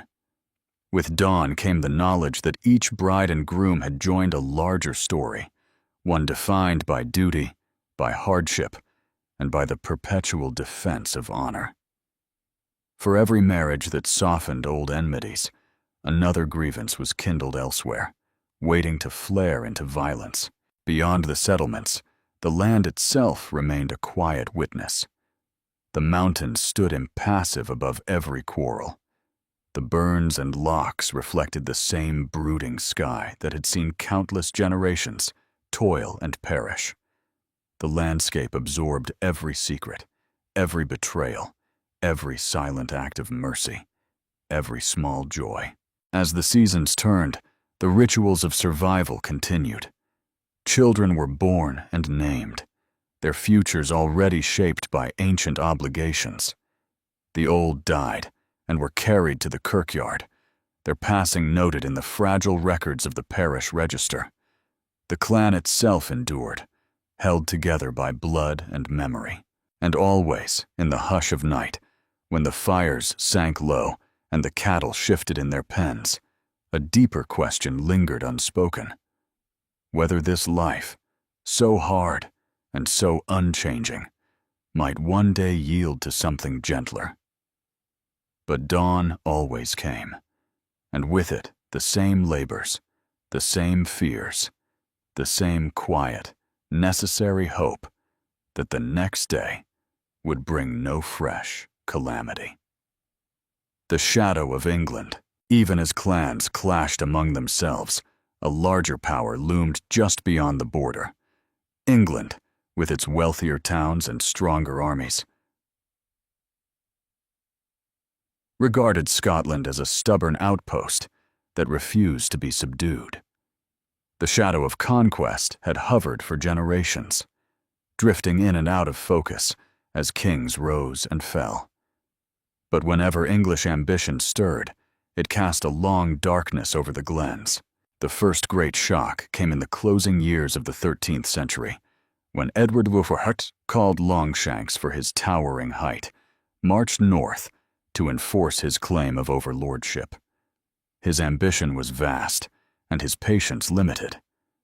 With methodical brutality, he set about breaking Scotland's independence. Longshanks' men sacked Berwick in 1296, killing thousands in a single day. Chroniclers wrote that the streets ran slick with blood, the cries of the dying echoing through the narrow lanes. The surviving townspeople were left to bury their dead and pay taxes to a king they had never called their own. Meanwhile, in Oise in the Highlands, the news traveled slowly, borne by traders and friars who arrived with grim tidings. Clan chiefs weighed their chances. Some saw advantage in siding with the English crown, while others resolved to resist no matter the cost. In this hard land, where loyalty to kin outweighed any allegiance to distant monarchs, such decisions fractured old alliances overnight. Among those who refused to yield was William Wallace, a minor noble whose name would outlive the ruin of many greater lords. In 1297, Wallace gathered a band of men who had lost homes and kin to the English occupation. They struck with sudden violence, ambushing patrols and burning supply convoys. To the common folk, Wallace's defiance became a flickering hope. To Edward, it was an intolerable rebellion. The two sides collided at Stirling Bridge in September of that year. The English army, confident in its power, advanced over the narrow crossing. When half their force had committed to the bridge, Wallace's spearmen surged from concealment. The English line crumpled, men and horses tumbling into the cold waters of the Forth. It was a stunning victory, one that briefly made Wallace guardian of Scotland. Yet even triumph could not banish the underlying fear that English vengeance would soon return. Indeed, the reprisal came swiftly. At Falkirk the following summer, Edward's longbowmen cut down the Scottish ranks in punishing volleys. Wallace's army dissolved, leaving the survivors to limp home through fields littered with the dead. The dream of independence flickered and dimmed, but never quite died. In the years that followed, the land knew no lasting peace. Edward's governors imposed harsh levies, extracting grain and cattle from communities already hollowed out by raids. Fortresses were garrisoned, roads patrolled, and new laws proclaimed in the king's name. But no edict could root out the old loyalties that smoldered in every glen and valley. In secret gatherings, men pledged themselves to the cause of freedom, whispering oaths by the light of tallow candles. Meanwhile, in the lowlands, towns that had once prospered under local rule became garrisons and tax stations. Markets withered, artisans fled, fields lay fallow for want of hands to work them. Even those who had welcomed the English found little comfort in their rule. The king's justice, it seemed, was as unyielding as the Scottish winter. When Wallace was captured in 1305, bound in chains and dragged to London, the English thought they had broken the last spirit of defiance. His execution, brutal even by the standards of the age, was meant to end the dream of a free Scotland. But instead, it transfigured him into legend. In every village, in every Highland croft, his story was retold in low voices beside the hearth. A man who had dared to fight for something larger than himself. After Wallace, Robert the Bruce took up the banner of resistance, and at Bannockburn in 1314, his army of spearmen stood fast against the English cavalry. For a day, hope was vindicated, and the English were driven south in confusion. Yet even then, no one believed the struggle was truly over. The border was long, the English ambition deeper than any single defeat could quench. So the shadow of England remained, a constant presence just over the horizon. It was a darkness that pressed down upon every life, shaping decisions made in quiet council chambers and in the wind-swept fields alike. For the clans, for the crofters and tenants and craftsmen, it was a reminder that no matter how fierce their quarrels with each other, there was always a greater force waiting to assert its claim. And in the hush before sleep, when the cattle were penned and the hearth embers glowed low, many must have wondered whether their children would inherit anything more than this endless cycle of struggle. But dawn always came, and with it, the same cold certainty. The fight for Scotland's soul was far from over. The silent scourge of the Black Death.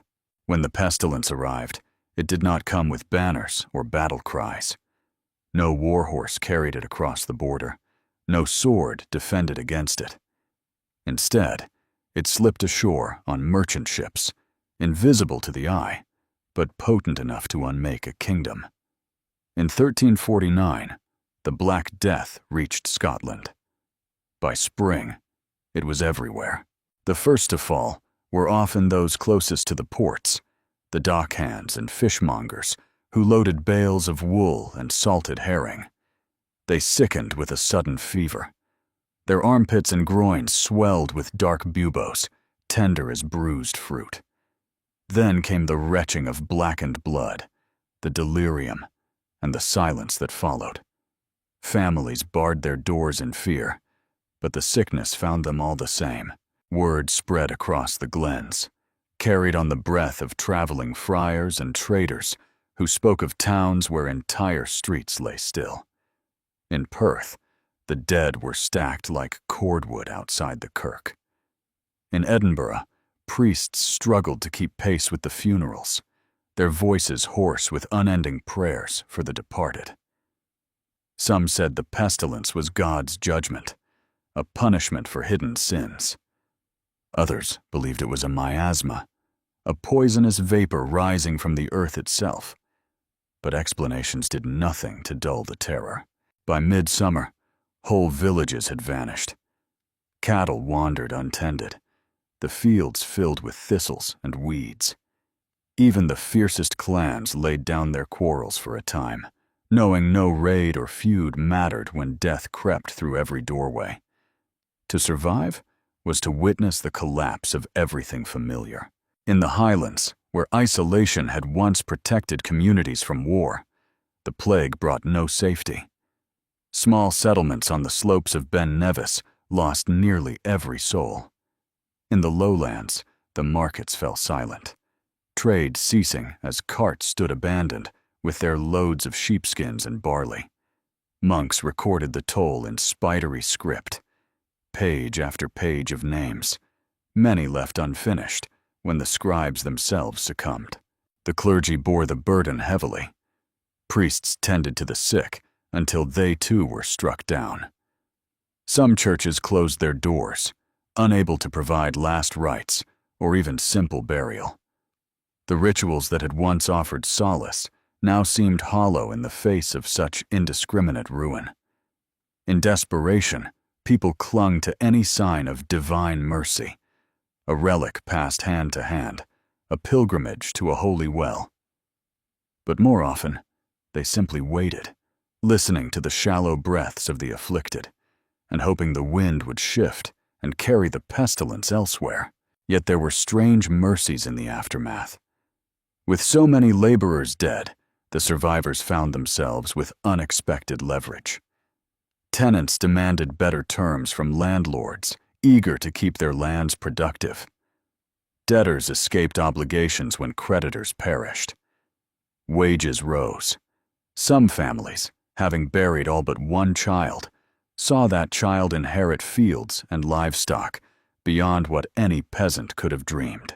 But the wealth did little to ease the ache of memory. In every settlement, there were empty cottages no one dared claim. Overgrown grave mounds dotted the parish greens, sometimes marked only by crude wooden crosses.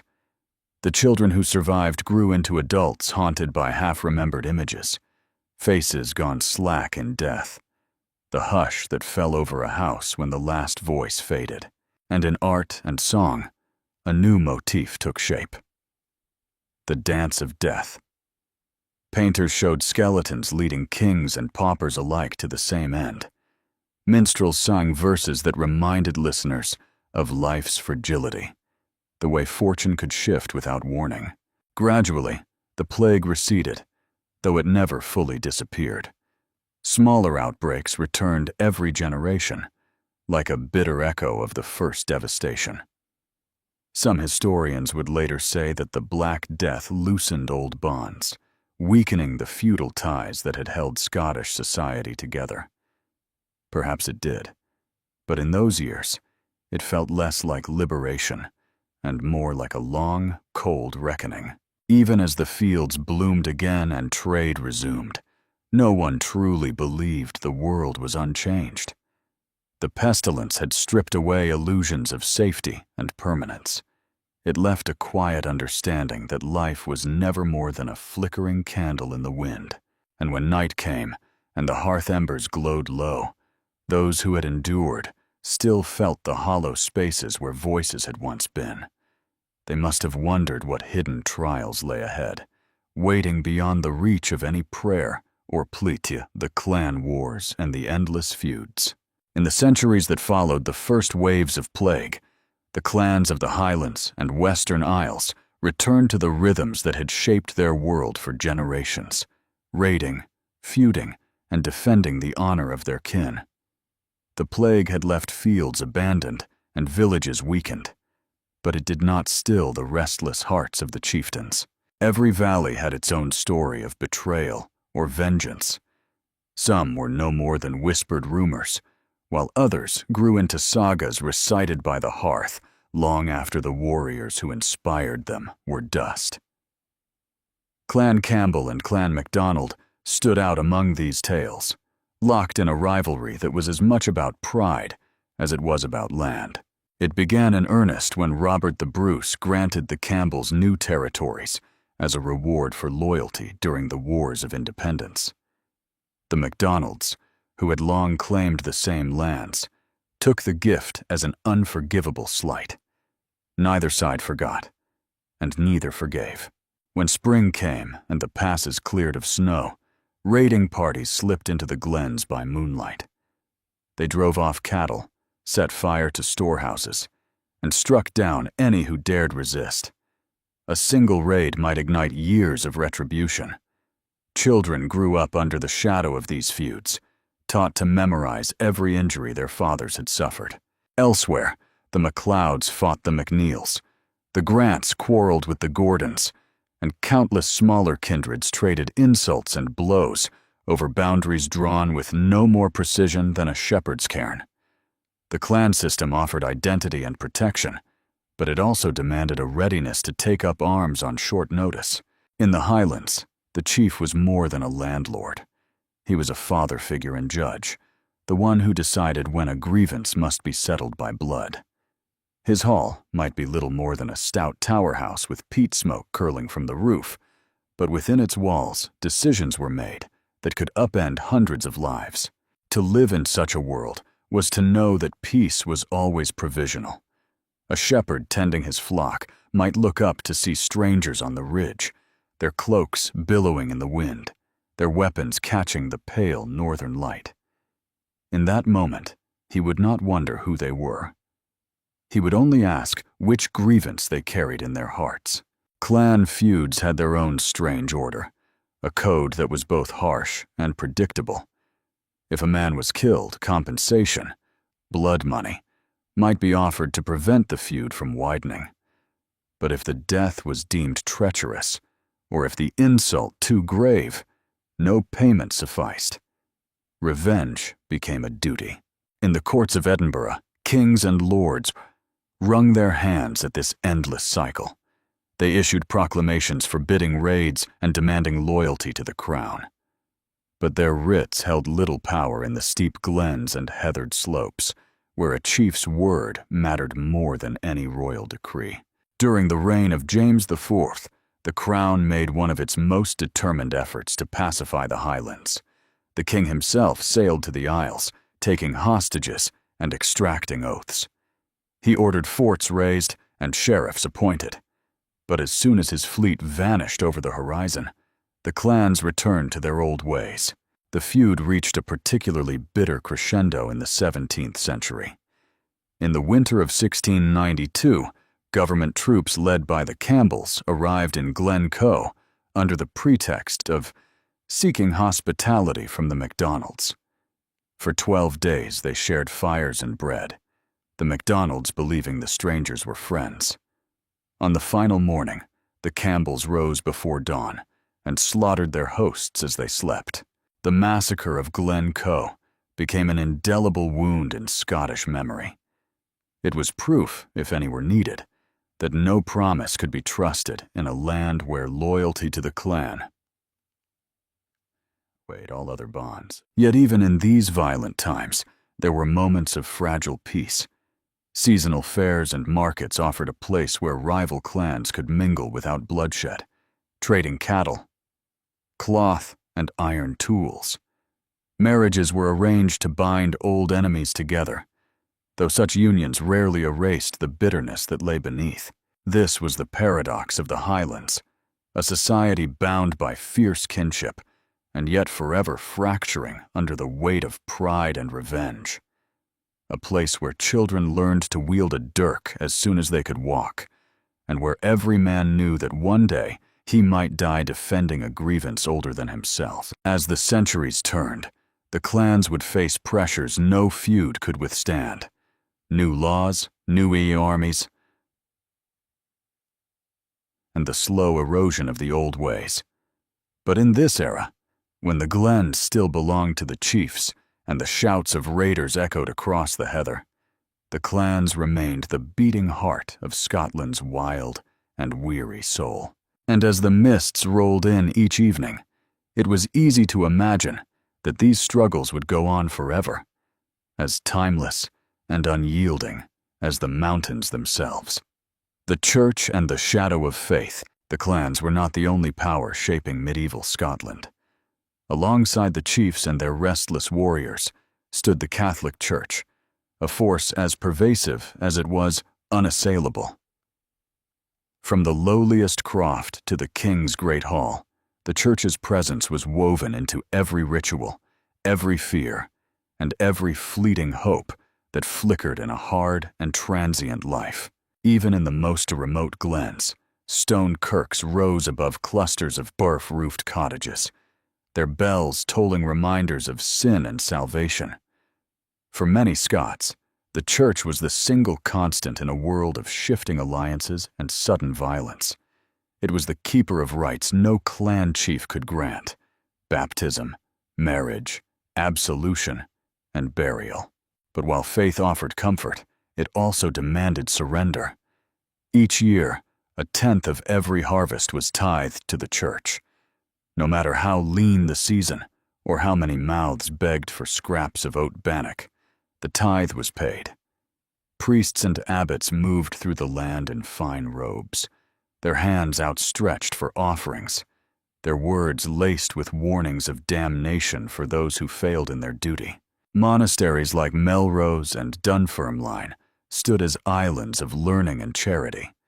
Within their thick walls, monks preserved sacred texts and offered refuge to travelers and the destitute. Yet even these sanctuaries were not immune to corruption. Abbots grew wealthy on rents extracted from tenant farmers, and the church's appetite for land was as relentless as any feuding clans. In times of plague, the church became the only recourse for those who could not understand the invisible hand of sickness. When the Black Death swept across Scotland in the 14th century, priests carried the last rites into cottages marked with white crosses. They walked among the dying with only incense and whispered prayers for protection. Many clergy perished alongside their flock, their loss leaving parishes abandoned and faith tested to its limits. The medieval mind saw pestilence as punishment. Chroniclers wrote of God's wrath poured out upon a sinful people. Some took this message to heart with a fervor that bordered on desperation. Penitents gathered in fields, stripping to the waist to flog their own backs until the earth ran dark with blood. They believed their suffering might avert the plague's hunger. When the sickness subsided, it left behind a landscape littered with mass graves and a deepening suspicion of the church's authority. If all the prayers, relics, and rituals could not stop the dying, what did it mean for a people who had entrusted every hope of salvation to the clergy's hands? Even so, the rhythms of devotion resumed. Bells summoned the faithful to Mass. Processions wound through village lanes on saints' days, banners fluttering, candles flickering in the wind. In the Highlands, old beliefs lingered at the edges of official faith, fragments of pagan custom that no bishop could entirely uproot. Charms were whispered over newborns, and sacred wells were visited in secret. The church tolerated some of these practices, absorbing them as best it could into the fabric of orthodoxy. But when suspicion of witchcraft took hold in the 16th century, that tolerance vanished. Ministers and magistrates launched witch hunts with grim resolve. Women who brewed herbal remedies or midwives who knew too much of birth and death were hauled before tribunals. Torture became an acceptable path to confession. Thumbs crushed in iron screws, legs clamped in boots filled with boiling oil. A whispered accusation could end in a pyre. Neighbors watched as women were bound to stakes, the flames leaping higher until only charred bone remained. All of it done in the name of cleansing sin and protecting the community from invisible evils. Yet even at its most brutal, the church remained the guardian of memory and learning. Monks copied chronicles that preserved the names of kings and the lineage of clans. Nuns tended the sick, fed the orphaned, and offered solace to the grieving. In a land that could seem endlessly cruel, their quiet works of mercy were small lamps against the darkness. It is easy now to see only the oppression, the tithes, the fear, the burnings. But for the people of medieval Scotland, the church was also the single bridge between this life and what lay beyond. At the hour of death, when the hearth had grown cold and the cattle stood lowing outside, it was the priest's voice that promised a reunion in a gentler place, where hunger and feud no longer mattered. And so they clung to faith as they clung to kin, aware that both could wound as easily as they could comfort. In the end, the church's power was not only in its wealth or its rituals, but in the quiet way it shaped the hearts of a people accustomed to hardship, teaching them to look beyond the next harvest, the next raid, the next winter, to something more lasting, even if it could never be seen. And in the hush of twilight, as the last notes of a vesper hymn faded across the fields, a weary soul might feel for a moment that all the suffering had purpose, that somewhere, beyond the dark horizon, there waited a peace too vast for any man to fathom. The Black Death shadow. The 14th century was already an age of struggle and sorrow for the Scots, but it was in the year 1349 that a darkness fell upon the land, unlike any before. It came quietly at first, in the holds of merchant ships drifting into Leith and Aberdeen, their crews sick with a strange fever. No one then knew of fleas or bacilli, or how the plague had stolen aboard. They only knew that within days, whole households began to perish. The sickness did not discriminate. It took the strong before the weak, children before elders, priests before common laborers. One morning, a crofter might rise to tend his oats, only to find by sundown that every member of his household lay groaning and delirious on the floor. The symptoms were unmistakable: dark swellings in the groin or under the arms, fevers that left the mind wandering in strange, half-lucid dreams, and bleeding that would not stop. Villages emptied almost overnight. In the lowlands, the roads filled with mourners, carrying the bodies of their kin to hurried graves, the smell of lime mingling with the summer air. In the highlands, isolated communities held out longer, but even there, no glen was spared forever. Gaelic poets composed verses that spoke of a world unraveling, of a punishment no piety could forestall. The church tried to maintain order, but priests were among the earliest to succumb. Without them, baptisms and last rites went unperformed. Bells that once tolled for celebration now rang in dirges day after day, until the living could no longer summon the strength to toll them at all. Authorities in the burgs did what they could to slow the contagion. Houses where illness appeared were sealed shut, white crosses painted over doorposts. Inside, the sick were left to die, their cries muffled by timbers nailed fast. No one dared enter to bring water or comfort. In the ports, guards turned away any ship suspected of carrying the pestilence, though by then, it was too late. Those who survived the first wave emerged to a land half deserted. Fields lay untended, cattle wandered through abandoned lanes, and parish records simply ended in blank pages, entire lineages lost. The great abbeys struggled to keep their ranks filled, as monks fell faster than novices could be trained. In the void of so much sudden death, the social order began to shift in ways no lord or bishop could fully control. For the peasantry, there came a grim paradox. With so many laborers dead, wages rose, and the bonds of serfdom loosened. A tenant who had once bowed low before his laird might now demand better terms or leave altogether for a more favorable holding. Land that had belonged to one family for generations changed hands in a season. Entire estates passed into new ownership simply because no heirs remained to claim them. Among the survivors, a deep suspicion took root that no incense or relics could protect them. Some turned to fierce penance, believing the plague to be divine retribution for their sins. They joined processions bearing crosses and relics, praying aloud for deliverance as they trudged from village to village. Others, hollowed by loss, abandoned faith altogether, unable to reconcile the image of a merciful God with the sight of mass graves piled high with the innocent. Yet even this devastation was not the end.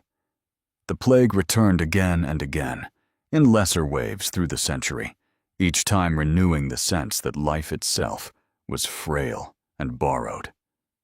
Chroniclers noted how the fear of sudden death gave rise to a somber piety.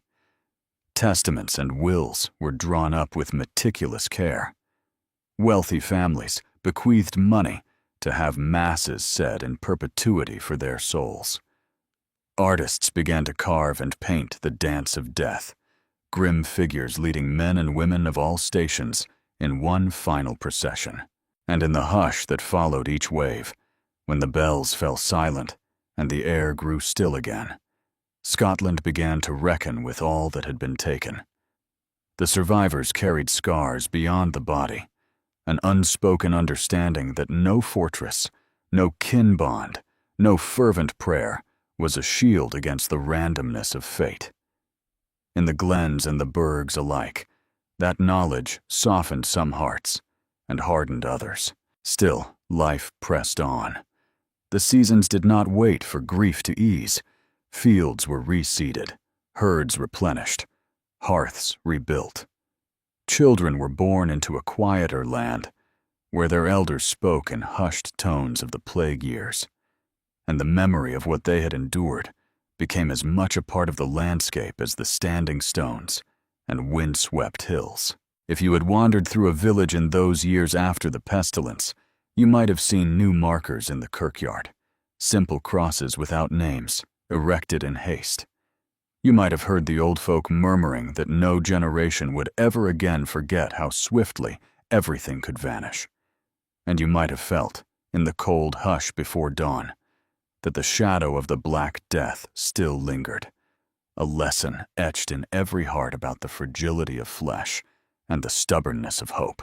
And somewhere beyond the mountains, the next chapter of Scotland's story waited, as inexorable as the tide, the clans in their prime. In the wake of pestilence and war, as the 15th century unfolded, the Highlands remained a realm apart, a place where clan life reached its fullest expression, with all the quiet certainties and sudden violences that came with it. Across the glens, the clans grew into formidable networks of kinship and obligation, woven more tightly than any feudal bond could ever be. To be born into a clan was to inherit a story larger than yourself, passed down in the measured cadences of Gaelic song and the proud recitals of genealogy. In these tales, ancestors rose from obscurity to carve out territories in the wilderness, fighting rival chiefs for the right to claim the heathered hills as their own. Each clan preserved its memory in a banner, a badge, a line of descent that could be traced back, sometimes truthfully, sometimes by wishful invention, to mythic founders. A Highland chief was not simply a landlord or a noble. He was the keystone of the clan's existence. In his hall, he presided over councils where alliances were sworn, disputes weighed, and punishments decreed. He was father and judge, protector and avenger, bound by honor to defend his people against all comers. In return, every clansman owed him service, tribute in cattle and grain, loyalty in word and deed, and the promise to rally at a moment's notice when the fiery cross was sent from glen to glen. This symbol, a charred and bloodied cross, was the summons to arms. When it appeared, no man dared ignore it. Neighbors who might have shared bread one week could be enemies the next, as feuds simmered and boiled over without warning. To outsiders, this constant readiness for violence seemed barbarous, but to the clans, it was simply the necessary posture of a people whose land was never fully secure. Each autumn, as the harvest ended and nights grew long, the cattle raids began. Long columns of men would slip through mountain passes under the cover of darkness, driving off lowing herds as payment for an old insult or a newly imagined slight. The raiders moved quickly, taking only what their ponies could carry, vanishing into the mists before any counterattack could catch them. In the morning, the robbed clan would send up the hue and cry, and the cycle of vengeance turned once more. The chiefs were not merely warlords. They were the guardians of a culture that prized song, memory, and ceremony as much as the sword. Poets and bards held places of honor in their halls, reciting lineage and valor in verses that could take hours to unfold. A well-composed lament for a fallen warrior was as prized as a fine blade. Even amid the hardships, the clans carried their traditions forward, a tapestry of music, dance, and ritual that stitched meaning into lives often cut short by violence or disease. In this time, the great houses of the Isles rose to their zenith. The MacDonalds, styling themselves Lords of the Isles, ruled much of the western seaboard. Like kings in all but name, their galleys plied the stormy seas, carrying warriors and tribute between the Isles and the mainland. When the Stuart kings looked north, they saw a domain they could neither easily conquer nor entirely ignore. More than once, a monarch ventured into the Highlands, seeking to bind the chiefs by treaty or threat. And more than once, They returned to Edinburgh with little to show but uneasy pledges soon broken. While the Highlands remained resolutely Gaelic, the Lowlands were shifting toward a different way of life. There, the burghs grew richer on trade with England and the continent. Merchants built tall houses of stone. Guilds of craftsmen regulated the making of cloth, leather, and iron. The English language slowly crept north, mingling with Scots and displacing Gaelic in market squares and parish records. But in the glens and islands, the old tongue remained, as inseparable from the people as the land itself. It was in this contrast, between a rising lowland world of market law and a Highland society of kin and custom, that many later conflicts found their roots. The kings who wished to centralize power saw the clans as obstacles, stubbornly clinging to their own codes. The chiefs, for their part, viewed the royal courts with suspicion, knowing too well how easily a distant monarch might bestow their ancestral lands on some southern favorite. Yet for all the tension, there was also a slow mingling. Highland cattle made their way to lowland fairs. Mercenaries from the glens served in royal armies. Marriages linked noble houses across the cultural divide. In quiet seasons, the boundaries blurred, and a kind of wary coexistence prevailed. But always, the clan remained the first allegiance. No oath to king or church outweighed the bond of blood.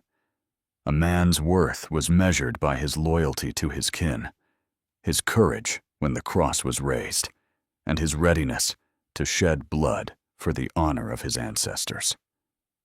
In this way, the clans thrived, rooted in old customs, strengthened by hardship, and carried forward by the unbreakable conviction that their way of life was as ancient and enduring as the mountains themselves. And somewhere in that unyielding loyalty, there lay the seeds of both the clan's greatest triumphs and their eventual undoing, a truth that time would reveal in its own slow, inexorable fashion: the decline of the clan system.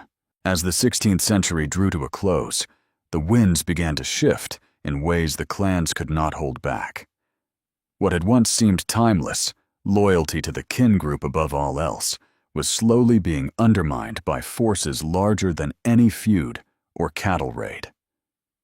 The rise of centralized authority, the spread of new religious fervor, and the tightening grasp of lowland law all conspired to erode the independence the chiefs had guarded for generations. It began, quietly enough, with letters and proclamations. The Stuart kings, determined to tame the North, sent royal sheriffs and tax collectors into the glens.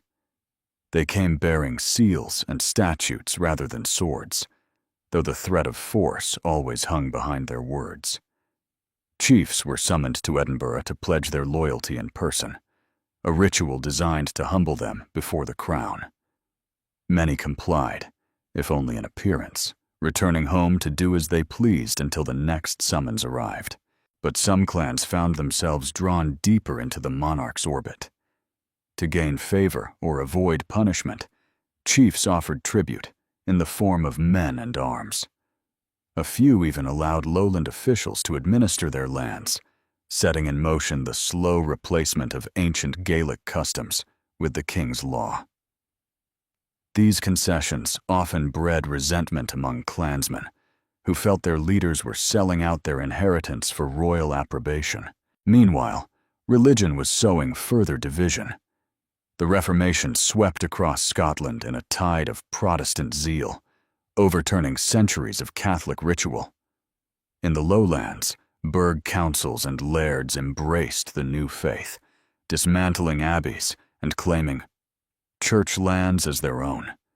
In the Highlands, however, many clans clung to the old ways, their Catholicism intertwined with ancestral identity. The rift hardened suspicion on both sides.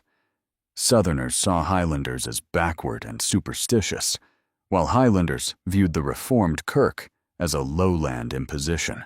The friction found a new expression in legal reforms, meant to break the power of the chiefs. The Statutes of Iona, issued in 1609, forced clan leaders to send their sons to lowland schools, where they were taught English manners and Protestant doctrine. Chiefs were required to house government officials, keep peace within their territories, and cease the practice of harboring fugitives. It was, in effect, an attempt to domesticate the Gaelic nobility, to pull them into a system that would make them servants of the crown rather than sovereigns in their own lands. At first, the impact was uneven. Some chiefs ignored the laws entirely. Others complied only enough to avoid forfeiture of their estates. But the seeds were planted. Over time, each new regulation chipped away at the clan's autonomy. As generations of children were educated in lowland schools, the old traditions began to slip from memory. The pressure did not come only from Edinburgh. Economic change was beginning to gnaw at the edges of clan society. The cattle trade, once the backbone of the Highland economy, was increasingly dominated by merchants from the south who demanded regular supply and stable prices. Chiefs found themselves indebted to lowland creditors, forced to levy new rents on their tenants. The bonds of mutual obligation that had bound clans together were strained as chiefs behaved more like landlords than patriarchs. And so, beneath the surface, the ties that held the clans together began to fray. Young men who once found purpose in raiding now drifted to lowland towns to hire themselves out as laborers or soldiers. The Gaelic tongue, so long the vessel of shared memory, yielded ground to Scots and English. Even in the heartlands of clan culture, change crept in like a cold draft through a cracked door. Yet for all these encroachments, the Highlands remained stubbornly apart. The old loyalties persisted in hidden glens and isolated islands. Chiefs still convened councils in smoky halls, still dispensed justice according to ancient precedent. When rival clans clashed, the law of the crown might as well have been written in some distant, unapproachable land. It was this paradox, partial surrender to royal authority, but fierce retention of custom, that would, in time, prove unsustainable. For a while, the delicate balance held, but no edict or statute could fully reconcile the Highland way of life with a kingdom increasingly governed by centralized power, Protestant discipline, and market economy. And so the clans carried on in their rugged fastness, outwardly unchanged, but inwardly aware that the world beyond the mountains was gathering its strength and its resolve. One day, those forces would arrive in full, determined to make the Highlands submit to a vision of Scotland that no longer had room for the old clan order. It was a reckoning yet to come, and in those final years of uneasy autonomy, few could have foreseen how total the transformation would be. But the first cracks had appeared, and the long decline had already begun, quietly, inevitably, like the first drift of snow before a deep winter sets in. The final reckoning. By the dawn of the 18th century, the Highlands had become a land out of step with the wider world. While Edinburgh and Glasgow bustled with trade, learning, and polite society, the glens remained steeped in the rhythms of feuding kin and ancient loyalties. It was an enduring culture, but also an increasingly vulnerable one, like an old fortress whose walls, once unassailable, had begun to crumble under the strain of time. For the chiefs, the centuries-old balance of power was dissolving faster than they could grasp. The Union of 1707, which joined Scotland and England under a single parliament, set in motion a new wave of legislation and economic integration. The lowland nobility prospered, finding fresh wealth and opportunity in the expanding British Empire. But in the Highlands, the same changes felt like an encroachment, a final confirmation that the old ways were no longer secure. Amid this tension, the Jacobite cause began to take hold. More than a dynastic struggle, It was a cry of defiance from those who felt dispossessed by modernity itself. Many Highland clans threw in their lot with the exiled Stuarts, believing that a return of their line might restore the ancient order of fealty, faith, and clan autonomy. It was a gamble made as much from desperation as conviction. In 1715, the first Jacobite rising erupted, as Highland chiefs mustered their men under the banner of James Francis Edward Stuart. For a time, it seemed as if the clans might overwhelm the government garrisons. But the momentum faltered. The poorly supplied army dissolved back into the hills after inconclusive battles, leaving the chiefs to face fines, forfeitures, and a deepening mistrust from the crown. 3 decades later, the stakes would rise again. In 1745, Charles Edward Stuart, Bonnie Prince Charlie, landed on the west coast and called the clans to his standard. A fresh wave of fervor swept the Highlands. From Skye to Lochaber, tacksmen rallied their tenants, promising the return of Stuart kings and the end of lowland oppression. For a few glorious months, the rising seemed destined for triumph. The Jacobite army marched as far south as Derby, stirring fear in the hearts of English ministers. But hope unraveled as swiftly as it had been kindled. Lacking supplies and foreign support, the Highlanders turned north again. The final confrontation came on a wind-swept moor near Inverness, Culloden. On that April morning in 1746, the last great army of the clans formed their ranks in the drizzle, pikes and broadswords clutched in calloused hands. Across the field, government troops waited in disciplined lines, muskets loaded and artillery trained. When the order came, the Highlanders surged forward in a furious charge. It was an old way of fighting, close quarters and full of raw courage. But against well-drilled infantry and cannon, it ended in slaughter. In less than an hour, the Jacobite dream was shattered. Thousands lay dead or dying, the heather stained dark beneath them. Those who fled into the hills faced months of brutal pursuit and reprisal. The defeat at Culloden was not merely a battlefield loss. It marked the end of the clan system as it had existed for centuries. In the months that followed, government forces enacted a systematic dismantling of Highland culture. Chiefs were imprisoned or exiled. Their land seized and redistributed to lowland proprietors. The carrying of arms was forbidden, along with the wearing of tartan and the playing of bagpipes, symbols of a defiant identity that the authorities were determined to erase.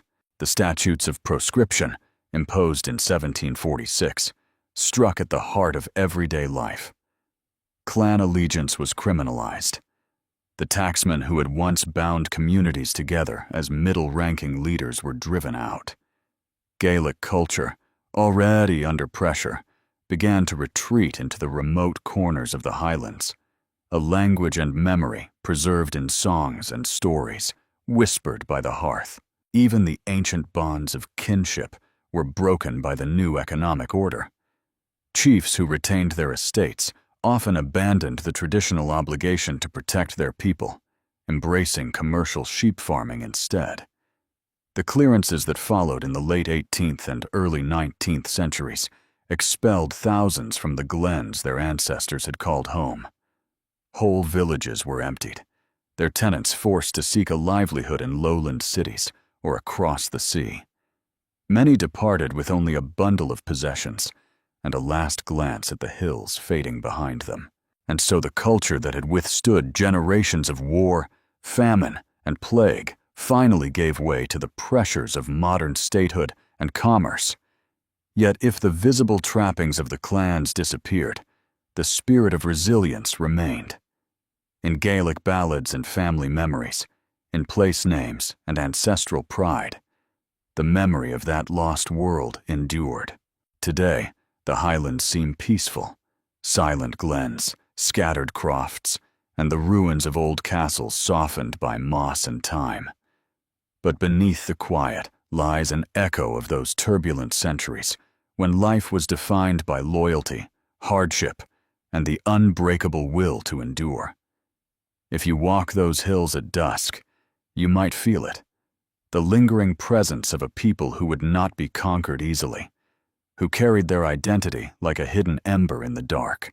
And so, as the last embers of the clan system faded into history, the story of the medieval Highlands drew to a close. Yet something essential survived, an unspoken testament that even when all seems lost, a culture can leave traces that never quite disappear. Somewhere in those wild landscapes, the old voices still murmur, and the spirit of the clans waits, patient as the hills themselves.